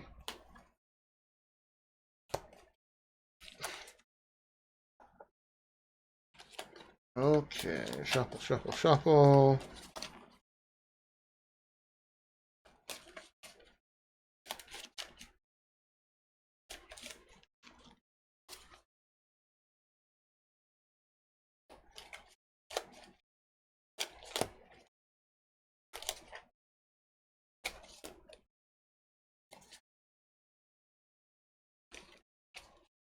Okay, almost done.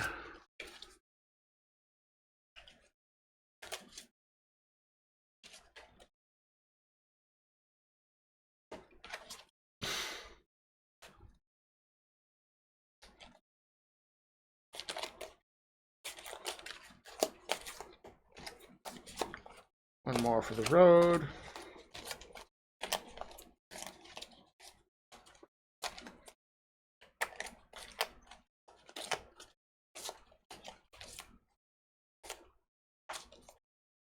Okay. Go back to the list. Or the queue, I should say. 212. We'll just say 213. Get a different song.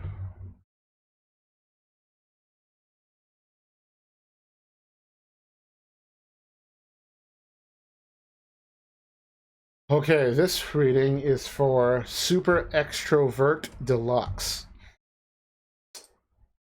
Alrighty then. Let's see. Phoebe says, I'm like full of temperance, but when people ask me for advice, they have trouble just because they are not determined. People are weird. I agree. All right, Super Extrovert Deluxe. We do a 5-card spread, reading. Second card is played in reverse. Let's go. And I do a bonus Oracle card at the end. Look at the King of Cups featuring the raccoon. And is he looking to a fish tank? I don't know. Or is he dipping his head in the water? I do not know. But we know he's the king. So let's pull that up. King of Cups, emotional balance, compassion, moody. Feelings, generous, wealth of knowledge, good advice, good listener, confident, empowered. So you're, well, great communicator, I guess, is you give good advice. You're a good listener. Or maybe not communicator, but you understand people. You have a lot of empathy, compassion. You may not know how to express yourself as much as you would like, or maybe others understand you, but you know how to give good advice and at least get that message across. You feel empowered. You're generous. You're giving of yourself because you want to, not because, oh, I want people to like me or I want people to perceive me a way. You give because you actually want to give for the sake of giving and doing good in this world. Well, giving what? It could be anything, but you give genuinely, basically, is what I'm saying. Says moody, but yeah, emotional balance. Maybe you have some internal struggles going on causing you to be in a mood. You're working out emotions. You don't know how to feel sometimes. Maybe you're overwhelmed. Maybe not enough on your plate. It could be an internal struggle thing. It could be so many things. But at least the card talks about being knowledge, good advice, good listener, and you're confident and empowered. So you may not be confident in a lot of things, but the things that you believe in, I should say, or things you want to do, you feel confident about. So now we're going to get to the second card, which represents the obstacle, which could be used theoretically against you. It could be a warning. It could be something's impeding your path, or a boss fight, or bump in the road, or something cock blocking you that you need to address in order to proceed.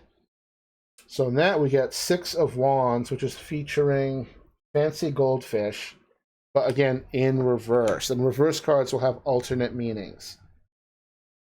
So Wand, let's go up to Wands and go to 6 and see what it has to say.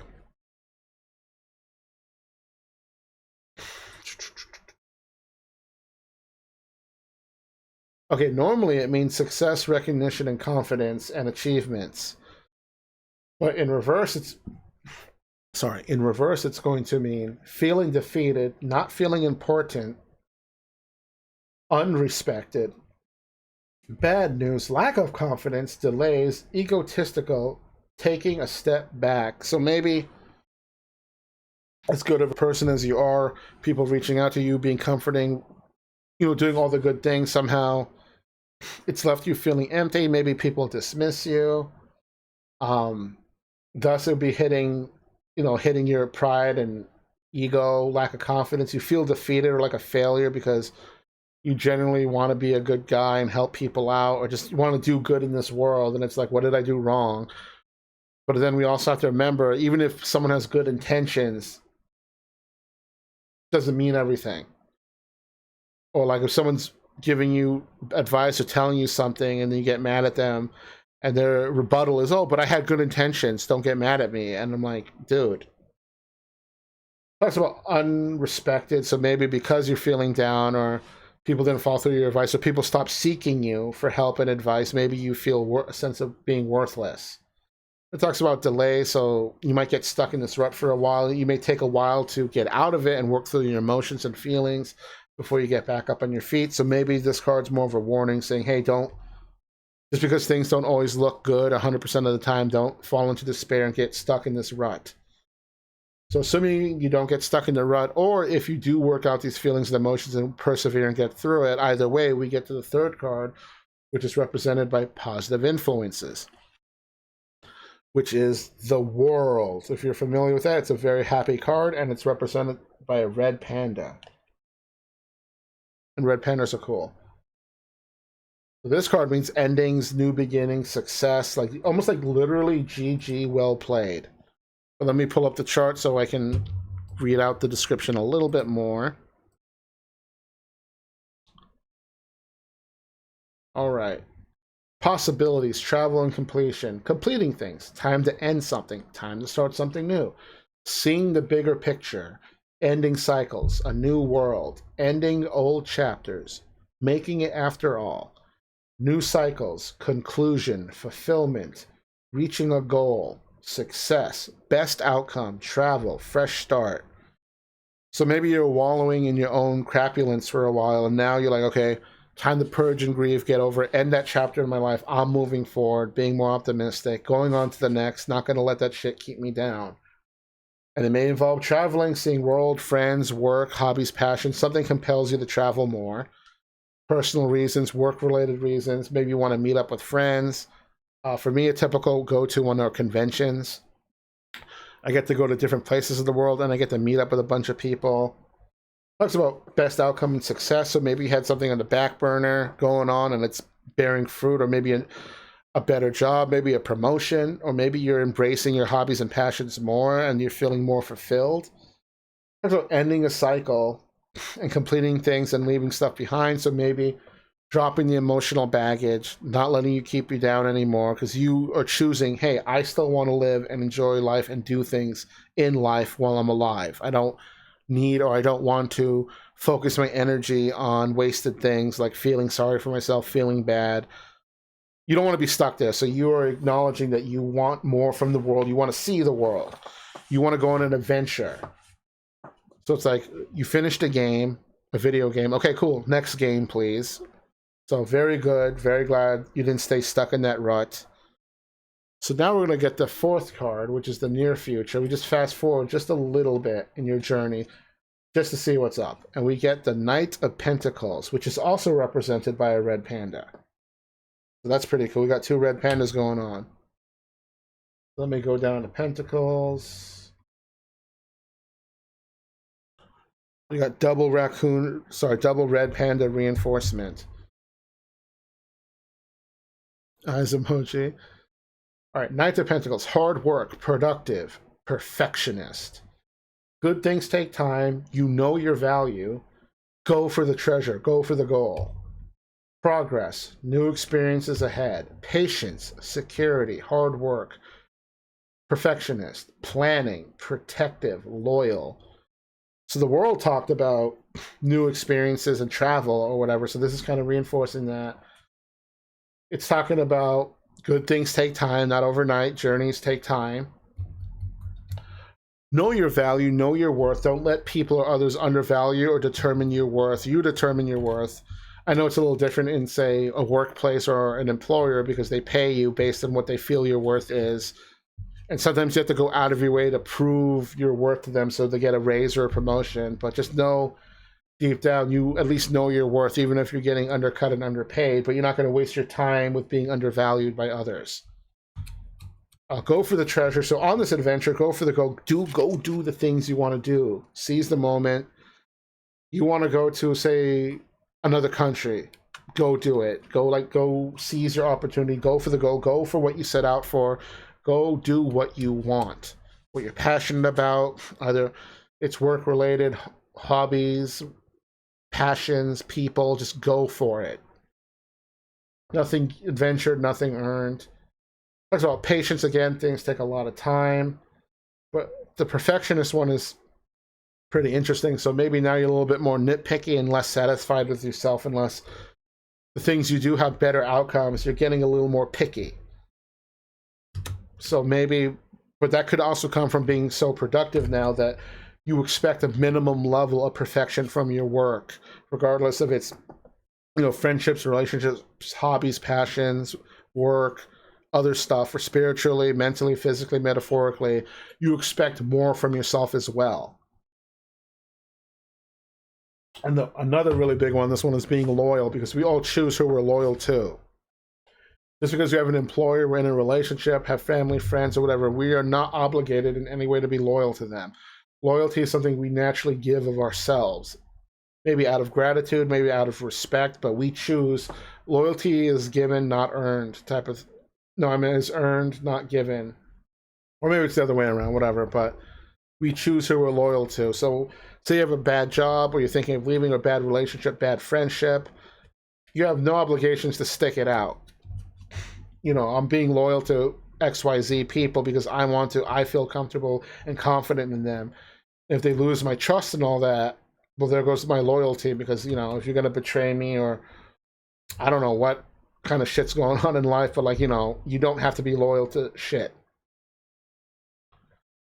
So now that was a cool little fast forward. Now we're going to go to the fifth and final card, which is going to be the long-term results, end game, credits roll, or maybe final level, final dungeon boss, and we get the 10 of Cups, which is represented by a bearded dragon. So let's go back to Cups and take a look.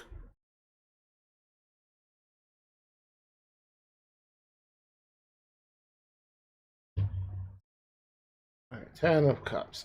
Harmony, love, happy relationship. Togetherness, bliss, dreams come true. Happiness, love, relationships, harmony, trust, security, hopeful, celebration, gratitude. So very fairy tale, happy ending, if you will.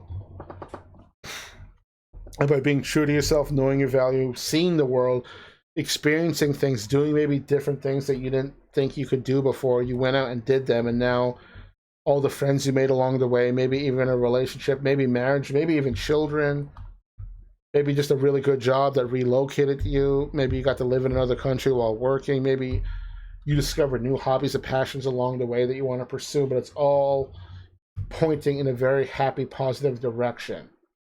And you didn't do it alone. You remember everyone that helped you, supported you along the way. None of us truly do stuff alone, if you really break it down. But I like how it says dreams come true, relationships, harmony, hopeful, celebration, and the biggest one on this card, I think, gratitude. So very happy, happy, joy, joy ending. And now we're going to do a bonus oracle card for you, just to complement the reading, like a cherry on top or a fortune cookie. And we get Hecate, initiation. So maybe, again, it could be marriage. Maybe you joined a cult or a group. You're getting initiated, or maybe you're ready to take on the world, and people are doing a ceremony for you and anointing you and saying, welcome to the next level of life or reality or something. Or maybe you just join a club. Who knows? But hopefully that was very cool for you. A little interesting, but at least it showed a lot of traveling in the world, and I like traveling. I like new experiences, like trying new food, meeting new people, everything. I love life, you name it. So very cool that this card is pointing to that direction of loving life, doing things, doing all the things, seeing stuff, meeting people, experimenting, exploring.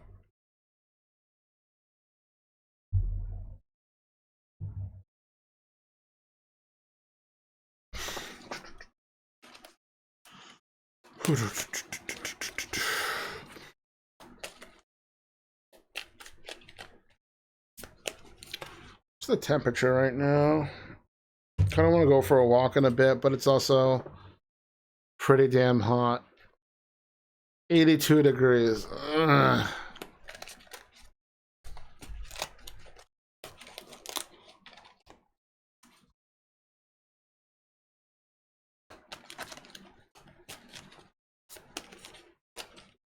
Shuffling a little bit for the next person, and we'll get right to it.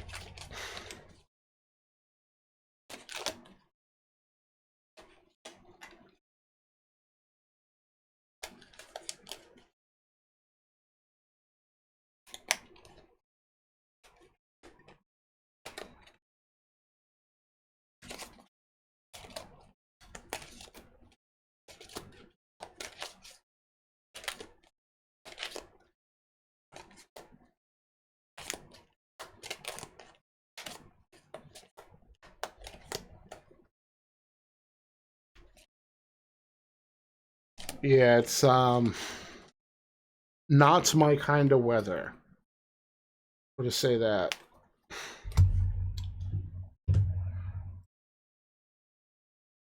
Okay, 2:28:30.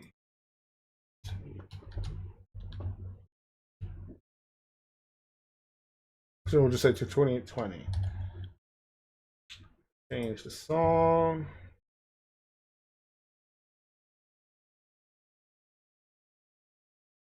Okay.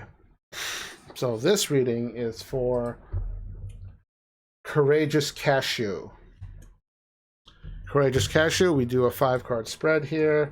Kind of tells and reads your story, your script, and the second card is played upside down, which I'll explain as we go along. So the first card is the start of your journey. We get 7 of Wands, which is represented by a wild boar piglet. Look at this little determined guy. So let me pull up 7 of Wands.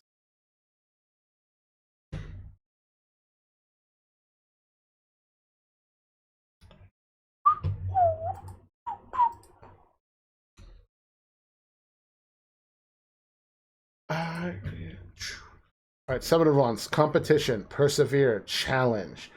At an advantage, taking a stand, trying to stay on top, holding your ground, courageous, confident, challenge, confrontation, determined.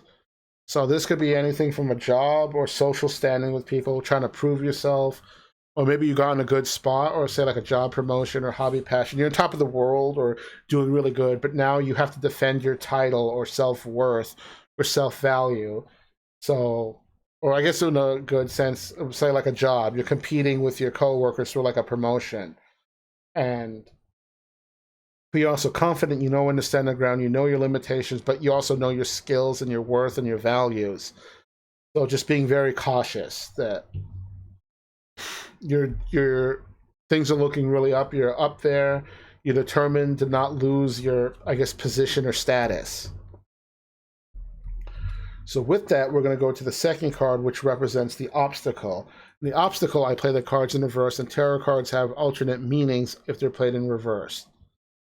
And this could be just a warning. It could be say, hey, keep this in mind. It could be something that you need to address that's holding you back, or something maybe you need to even overcome in order to better yourself or not end up in a bad situation. And then we get the 4 of Swords, which is represented by a crow. I don't think I've seen this one yet, so that's really cool. But it's also in reverse. So let's go to Swords. And go check it out. Once it loads. Okay. Rest, meditation, relax is what it normally means. But in reverse, taking action, feeling recharged, well rested, keep going. Feeling stuck, overthinking. So maybe you're still fighting for your title or position or status. Oh, and the card also says burned out. Holy shit. So you're taking action, you're feeling recharged at the same time. You keep going and fighting, but you're burning out, you're feeling stuck, and now you're overthinking. You're maybe becoming paranoid, you're thinking too much about what others think, relying on external validation. Maybe you're questioning yourself because you've been quote unquote fighting for so long that it's starting to wear out and fatigue you. But yet your determination and courage and inspiration and passion keep you going. So maybe mentally you're going, but physically you're getting burnt out, or also the metaphorical sense, you're mentally burning out too. So just be very careful. And if you are on this rut, I'm sorry, maybe you can address some of these things, work it out to get out of it so you can proceed. Or these could be simply just warnings and be like, hey, if you keep fighting the fight too long without rest, you're going to get burned out. Or, hey, maybe just think a little more and strategize better. But anyway, it's only the second card. We have a whole reading to do. So the third card is going to be positive influences. So assuming you got through that, you worked it out, yada, yada, yada. We're going to get to the card Death, which is represented by a Canadian goose, just like in real life. All right, so Death is a very big and bolding and bigoting powered card. People see or hear the word death, they think, oh no, but it's a big card. That's the only way to put it. It represents endings, change, and transformation, conclusions, endings, letting go of the old, reborn, new beginnings, change, big transformation, libration. In case you don't know what libration is, you might have to Google that one. Leaving the past in the past, empowerment, purging, grieving, personal transformation, closing old chapters, leaving something behind. So a very good rebirthing card, like you died and reborn, monster reborn from Yu-Gi-Oh, whatever terminology you like to use. See, Phoebe says, gooses slay the common folk all the time. People just don't report it. Dude, goose are mean. They will fuck you up. They'll attack you. They're not afraid. You go near their children, they start hissing and pecking at you. Like, they will come up and start a fight with you if you get too close. They don't take anyone's shit. But the death card here, maybe you worked out, accepted your flaws, embraced things you liked, positive stuff. Stop fighting a fight. Maybe you were fighting nothing at all, but you thought there was a fight going on. But either way, you're letting go of the old, you're leaving stuff behind, dropping the emotional baggage, physical baggage, burdens of the past, because you don't want to live with that anymore. You have a new outlook on life, new beginnings, you feel changed and recharged, you're no longer burned out. You're purging, trimming the fat of the bad experiences in your life. Conclusions, things are happening, ending whether you like it or not. Things are coming to an end. It could be a task, a job, a chore, anything. But the big thing is you feel better now, reborn. You feel refreshed. You're leaving the old shit behind. You're moving forward momentum. You're not going to dwell on the past anymore if you were dwelling on the past. You're reborn. You feel refreshed. You want more from life. You're excited for life. You want to do more things, maybe meet more friends, travel, maybe a new job, promotion, friends, family, take the relationship if you're in one to the next level, so many things. But you're ready to grow and move forward now, even more so. So now we get to the fourth card, which is the near future. Near future, just fast forward a bit to see where you are and how are things going. And we get the Devil, represented by the Victoria Crown Pigeon. The artwork on that one. The Devil's a funny card because it's almost like a reverse card, if you will. So the card's meanings are going to mean addiction, sexuality, attachment, feeling stuck, negative thinking, temptation, dependency, unhealthy attachments, fear, greed, being unhappy, limiting beliefs. So even though you're ready to face the world with death, something is still not quite right. Maybe new experiences, jobs, whatever, friends, family, has been leaving you feeling unhappy, stuck. Maybe you got yourself into quite a dilly of a pickle, and now you feel stuck, but you can't get out. Maybe you feel trapped. You're relying a lot on others and external validation. So that could also hinder you because a lot of the validation should come from you. I mean, don't get me wrong. It's great when people compliment you, praise you, whatever, promote you, share with you, all that. But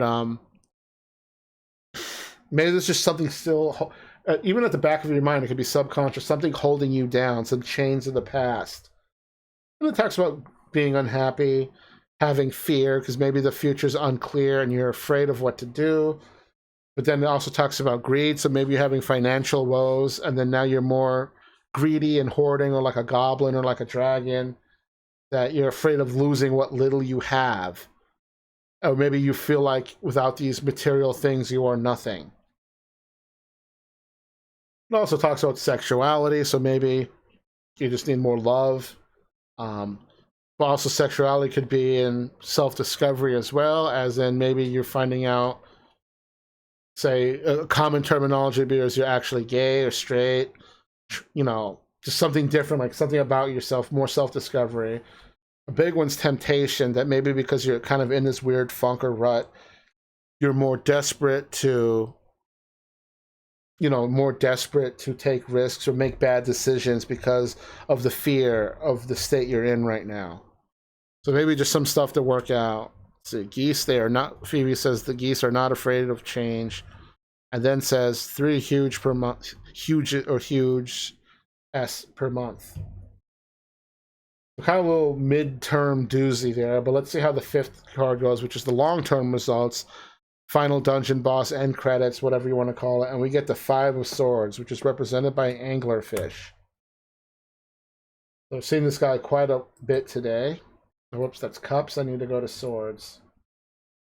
5 of S words. Let's take a look. 5 of Swords, competition, insecure, disagreements, negative thoughts. Winning, but at a cost, betrayal, insecure, manipulation, selfish, conflict, arguments, picking up the pieces. So the last card also talked about negative thoughts. So maybe life isn't going as cool or as good as you would hope, and now it's going to naturally lead you to just thinking that way.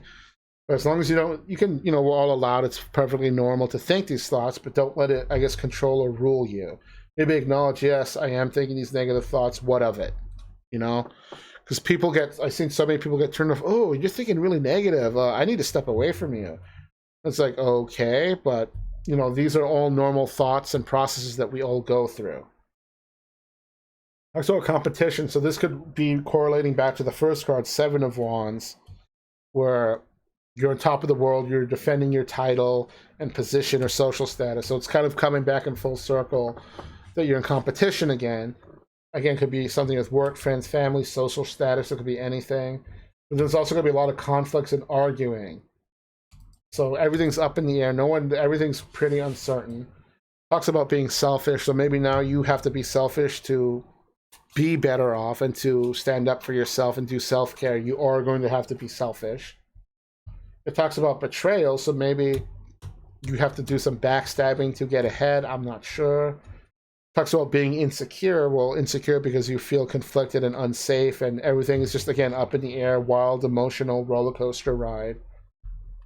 Talks about manipulation. Maybe, again, you start using people to achieve your goals, hopes, and dreams. But arguments, naturally, you're going to be squabbling with people more, maybe over opinions, thoughts, emotions, feelings. Big ones is picking up the pieces. So after making this huge mess or getting involved in a huge mess, you're now trying to better yourself or win the competition or earn respect or whatever, just trying to be better by picking up the pieces, even if you were also the one that caused some of these pieces to be scattered. You're now like, oh shit, gotta pick up the pieces. So a very interesting outcome. I would say like neutral if you had to gauge it. Like good, positive, negative, neutral. This is a very neutral, almost like an Undertale neutral run. But now we're going to get to another Oracle card, just a bonus to complement the reading. Words of encouragement. We get Mate Usia Da Todi. Sure, why not? Love. So don't forget to love others. Love yourself most importantly. Do self-care. Because how can the world love you if you don't love yourself? I mean, yes, people can put on an act and all, but deep down, you are the source of love and happiness, and you would want to spread that joy. And when you do that, people will see and recognize that. And Phoebe says hugs. So hopefully that was very interesting or insightful for you. It's a very different reading. So always nice to see different styles of readings throughout my streams. So it doesn't feel like I'm constantly just doing, the same exact thing. So we'll just do some shuffling and get right on to the next.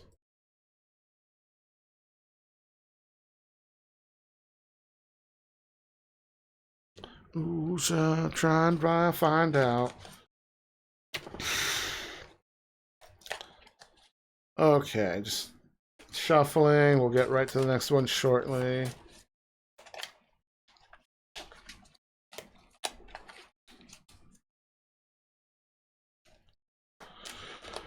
Oh, my butt is starting to hurt.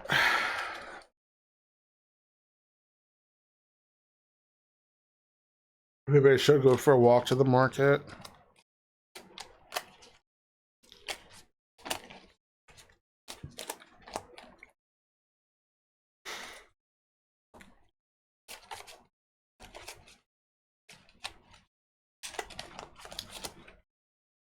I think it might help. Maybe. Okay. This is fine. Behold this. Been 3 hours. Yeah, I'm hoping to do this under 4 because the last two, they went for. I had some live readings and that added to the time, and then it ended up going over 4 hours. But then after that, I was done for the day. Like I couldn't do anything else. I did lay down for a bit. I got dinner. I tried to set up the computer again, but it was bugging me too much. So it's like.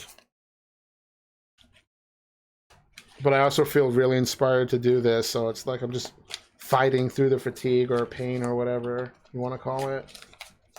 Or discomfort, because I actually like doing this.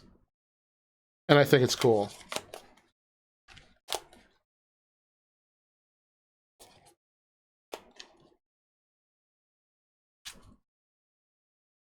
Okay, let's...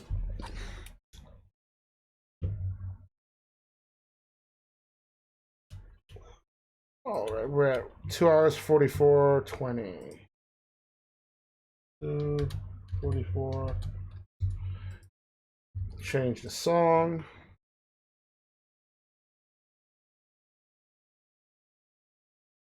This is for Mr. Belvedere Mark II, or MK2.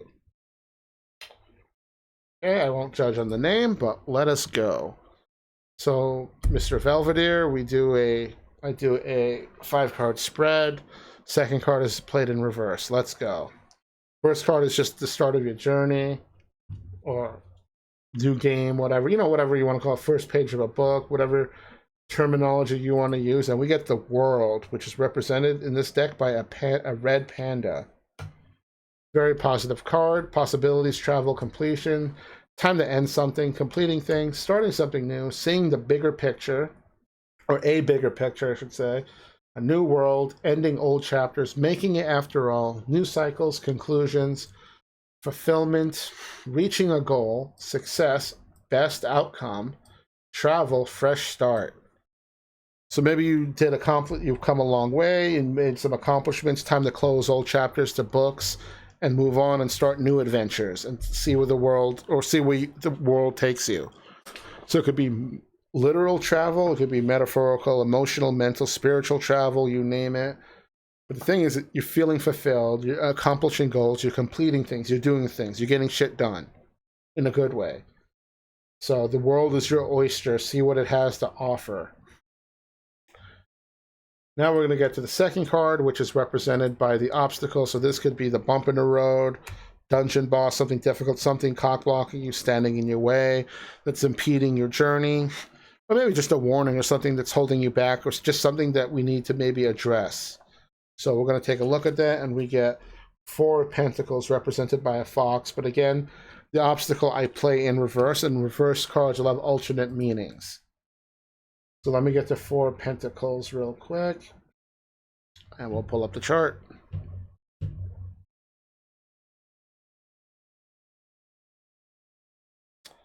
Okay, so here, 4 pentacles typically means saving money, security, control, and overly cautious. But it's in reverse, so we're going to have these meanings instead. Greed, fear of financial loss, careless, loss of money, fear of failure, overspending, money problems, unsatisfied, protecting your investments. So maybe things are going really good for you, but something along the way of this journey has causing you to fall into a pit of fear. And now you feel, before, you're doing all the things, you're accomplishing, you're doing a lot. Now you feel unsatisfied. You find yourself fear of failing, even though before fear of failing was never on in your vocabulary or thoughts. So why is it coming up now? It talks about being careless or overspending. Maybe you're paying attention. Maybe you're having too many good times and you're overspending your money and not keeping track of your finances. Money problems. So maybe something happened with job or something, and it's not, I don't know, just not going the way you thought it would. So just don't get stuck in this too long. But this can also be a warning that don't fall into this pit of web of lies or something. It also talks about, let's see, greed. So naturally, when you're at a loss of money, you're having problems, you're going to be naturally more afraid. So you're going to be obviously more cautious, hang on to your treasure like a goblin, if you will, or Smog the dragon. Wow, look at all these people And present for your insane injection. welcome in, Utterly Music and Gang. How's it going? Archer. Thank you guys for just tuning in. My name is parlnock. I do tarot readings, artwork, gaming. Recently, I've also been doing karaoke streams. But thanks for coming in. Welcome in. First-time chatters, always appreciate it. Right now, we're in the middle of doing a tarot reading for... I'm going off a list over a queue for offline people, just so in case they don't have time to tune in, they can still get their reading at a more convenient time for them. So I'm currently on the last one in the queue. And we're doing one for Mr. Velveteer MK2 or Mark II. And currently I do my tarot readings. I do a 5-card spread. And the second card I always play in reverse. Well, time for your medication, Chimera. Thank you for the pills. And that should get you super trivia. Everyone can play. All you have to do is type in !essay space answer. Or whatever you think the answer is. Kind of like that, without the quotation marks. So the collection of saying is something referred to as the Book of Wisdom. The category is the Old Testament, so I know nothing about that. But if anyone might have an answer, feel free to type it in chat. You have 45 seconds, and you get points. Or the points are called cuteness. But back to the reading. But oh yeah, also thank you so much again for the raid. Always appreciate, never obligated. It is always a feel-goods vibe thing or confidence booster. Even though I know numbers are almost meaningless, it's still nice to see numbers go up, if that makes any sense. Helps the channel grow. It just overall helps. And most importantly, though, it's appreciated.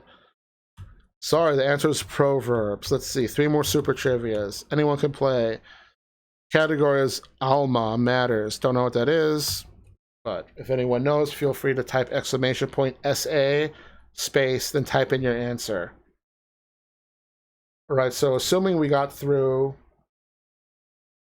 these warnings of fear, money loss. Again, this could be a warning to not fall in this, or maybe you fell into this and now you're trapped. And so maybe either way, this card's helping you identify some issues so you can get out. So now we go to the third card, which is positive influences. So maybe you worked it out, maybe you got through it, maybe you didn't. But we're here now, and that's what's important. And we get 8 of Swords, which is represented by a plains zebra. For anyone that doesn't know, I'm using the complete tarot deck. So that includes all the suits and major and minor arcana. It's about 76 or 80 cards. I kind of forget the exact number. But 8 of Swords, so let me go pull that up. More super trivia coming up. Categories, the Old West. All right.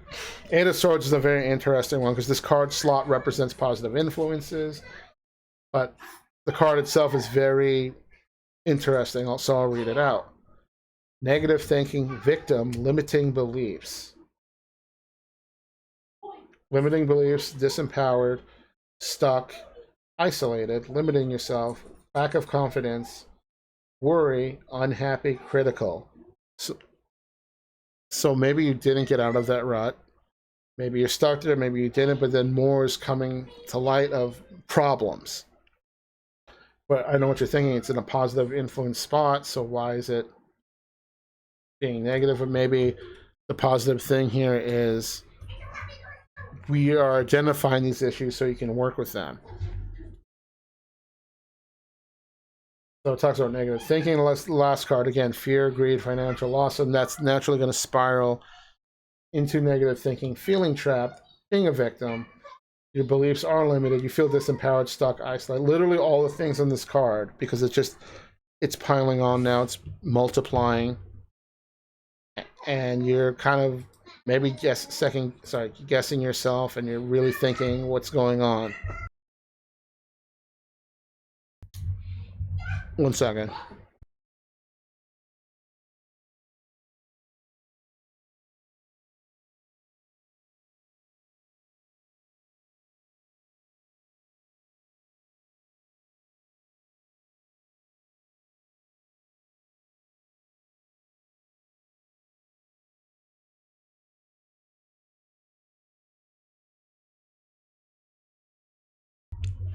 Okay, sorry about that. I just had to close the door. My niece came home from work and she's playing with the dog. Okay, so you're even more in a rut now, but I guess the bright side to it is we're able to identify even more, so maybe you can work through it better. But so maybe something happened during your travels, maybe work-related stuff, friendship, relationships. Maybe you lost a passion or motivation. Maybe something happened that caused you to feel this way, and now you just feel at a loss. Even though you're like top of the world, you're king of the world, you're doing all the things, but then somehow you found yourself in a spiral of sadness and sorrow and regret, and now you're overwhelmed. So this card almost feels like another version of the devil. But again, we have a few more cards so we can see where this is all going. So the fourth card represents the near future. So we're going to just fast forward just a tiny bit and just see where this is all going, or how you're doing, how you're holding up. And we get Queen of Pentacles, which is represented by a Luna moth. I'll put that right there. And I'll go to Pentacles and pull up Queen to see the meanings. And pull up the chart, because I am not fully familiar with all the cards. Maybe one day I will, but at least I have a chart to look at so I can make it kind of quick. Okay, Queen of Pentacles. Nurturing, secure, doubt. Organized, fertile or fertile. Prosperous, abundant, ownership, good things, security, common sense, nurturing, solid foundation, resourceful, you are worth it. So all very positive things, but it also has doubt in there. So maybe because of all these burdens and emotional baggage from the past, you're going to have doubt, even though things are starting to look up. You're getting out of the rut. You're rebuilding yourself, hence the solid foundation. Oh, you're resourceful, so you manage to get through this and be clever and resourceful to not blow, say, your money or fortune or whatever. You are worth it, so you know your own value. Maybe you're just literally in a mental funk and you felt down and mopey, but now you're coming out of it. You know you're worth it. You're coming to your senses. Good things are happening. You have all that you need. There's an abundance of good stuff around you. You're well organized, so maybe you just needed time off. Maybe you were doing too much, too many things, that you kind of got maybe burned out. Maybe just needed a rest. Maybe just needed to chill, take a vacation, and rethink stuff, or maybe just get out of the rut. I know there's many more factors than that, but that's just an example of, so many things. But So it's looking up. You still have doubt. Maybe you're afraid now that you might fall back into that rut or that dark place, and you just remember how much it sucked and you don't want to be there again. But at least things are looking up. You're more organized. Things are going good. Common sense is returning to you. You're rebuilding your solid foundation of your mind. You're being resourceful. You know you're valued. You know your worth. You're not worthless. So pretty good stuff. Now we're going to get to the fifth card that usually typically ends the reading, and that's going to be the long-term results or far future end game, roll credits, GG, or the final chapter or something, you know? And we get Two of Cups, which is represented by giraffes. A very lovey-dovey card, and it almost reminds me of the Lovers. So let's go to Cups and take a look at what it says.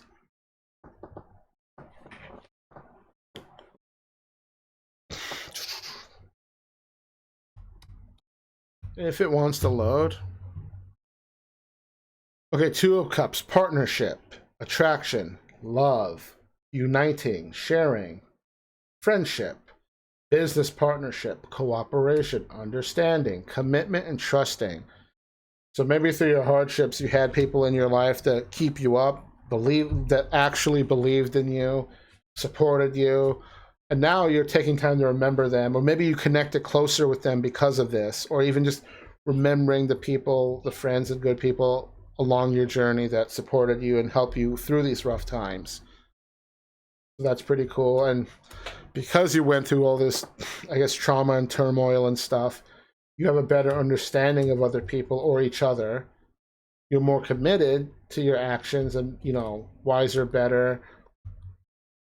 This might have opened new opportunities for you, either work related, business related, friendship related, relationship related. Just, it's like you had a hard journey, things are looking up, and now things are nice again.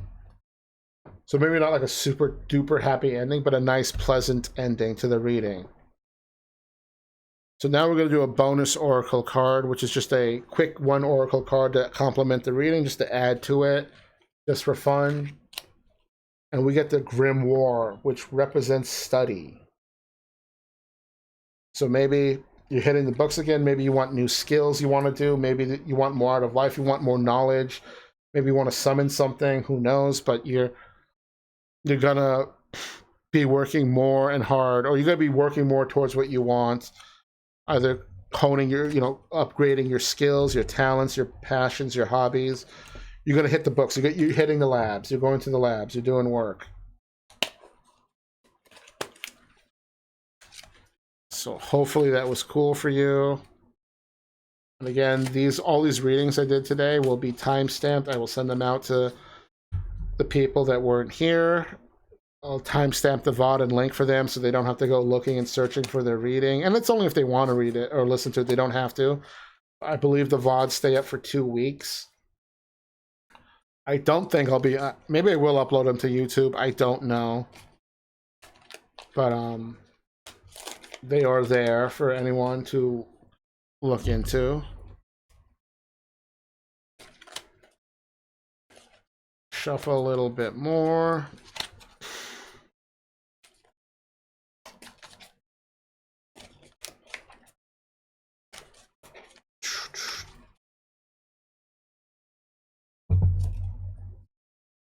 Let's see, what time is it? It's 3:31. I've been going for 3 hours. I think I'm pretty good.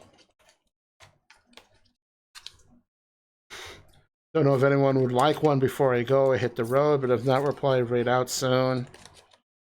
And then I'll timestamp the VODs for the people that weren't here and send it to them shortly. I might get up and stretch first. Some people would say we shall see. This is the Oracle card deck, pretty cool. Gifted to me by Otterly Music. It's of, was it, Novice Witches. Pretty cool. I really like the artwork on the box and the cards. Well, let's take a look. Who else is streaming at this time?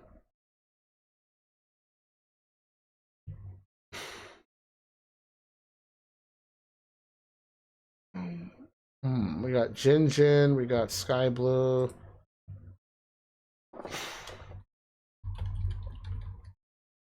Go default to Sky Blue Arts again because she's always doing well, she's playing Phoenix right now, but she's another furry artist from the UK. Very cozy vibes, very chill. I think she's playing the second Phoenix Wright game. She's playing the trilogy that came out on the Switch last year. So always fun. I got into the game because of her. I don't play the game, but just watching it was really fun. And I watched her play through most of the first game, and oh boy, I became a quick fan of the game. But yeah, thanks for staying. Generic raid message. I might make another one later, but for now, this is good. So they should use the other raid icon. I like it better. The one with the bomb with the smiley face. I think that one's super cute. But yeah, thanks for chilling. Thank you, Utterly, so much for the raid. Always appreciate it. Thank you for the bits. Thanks everyone for lurking, participating, talking, chilling, keeping me company. And we'll see you next time.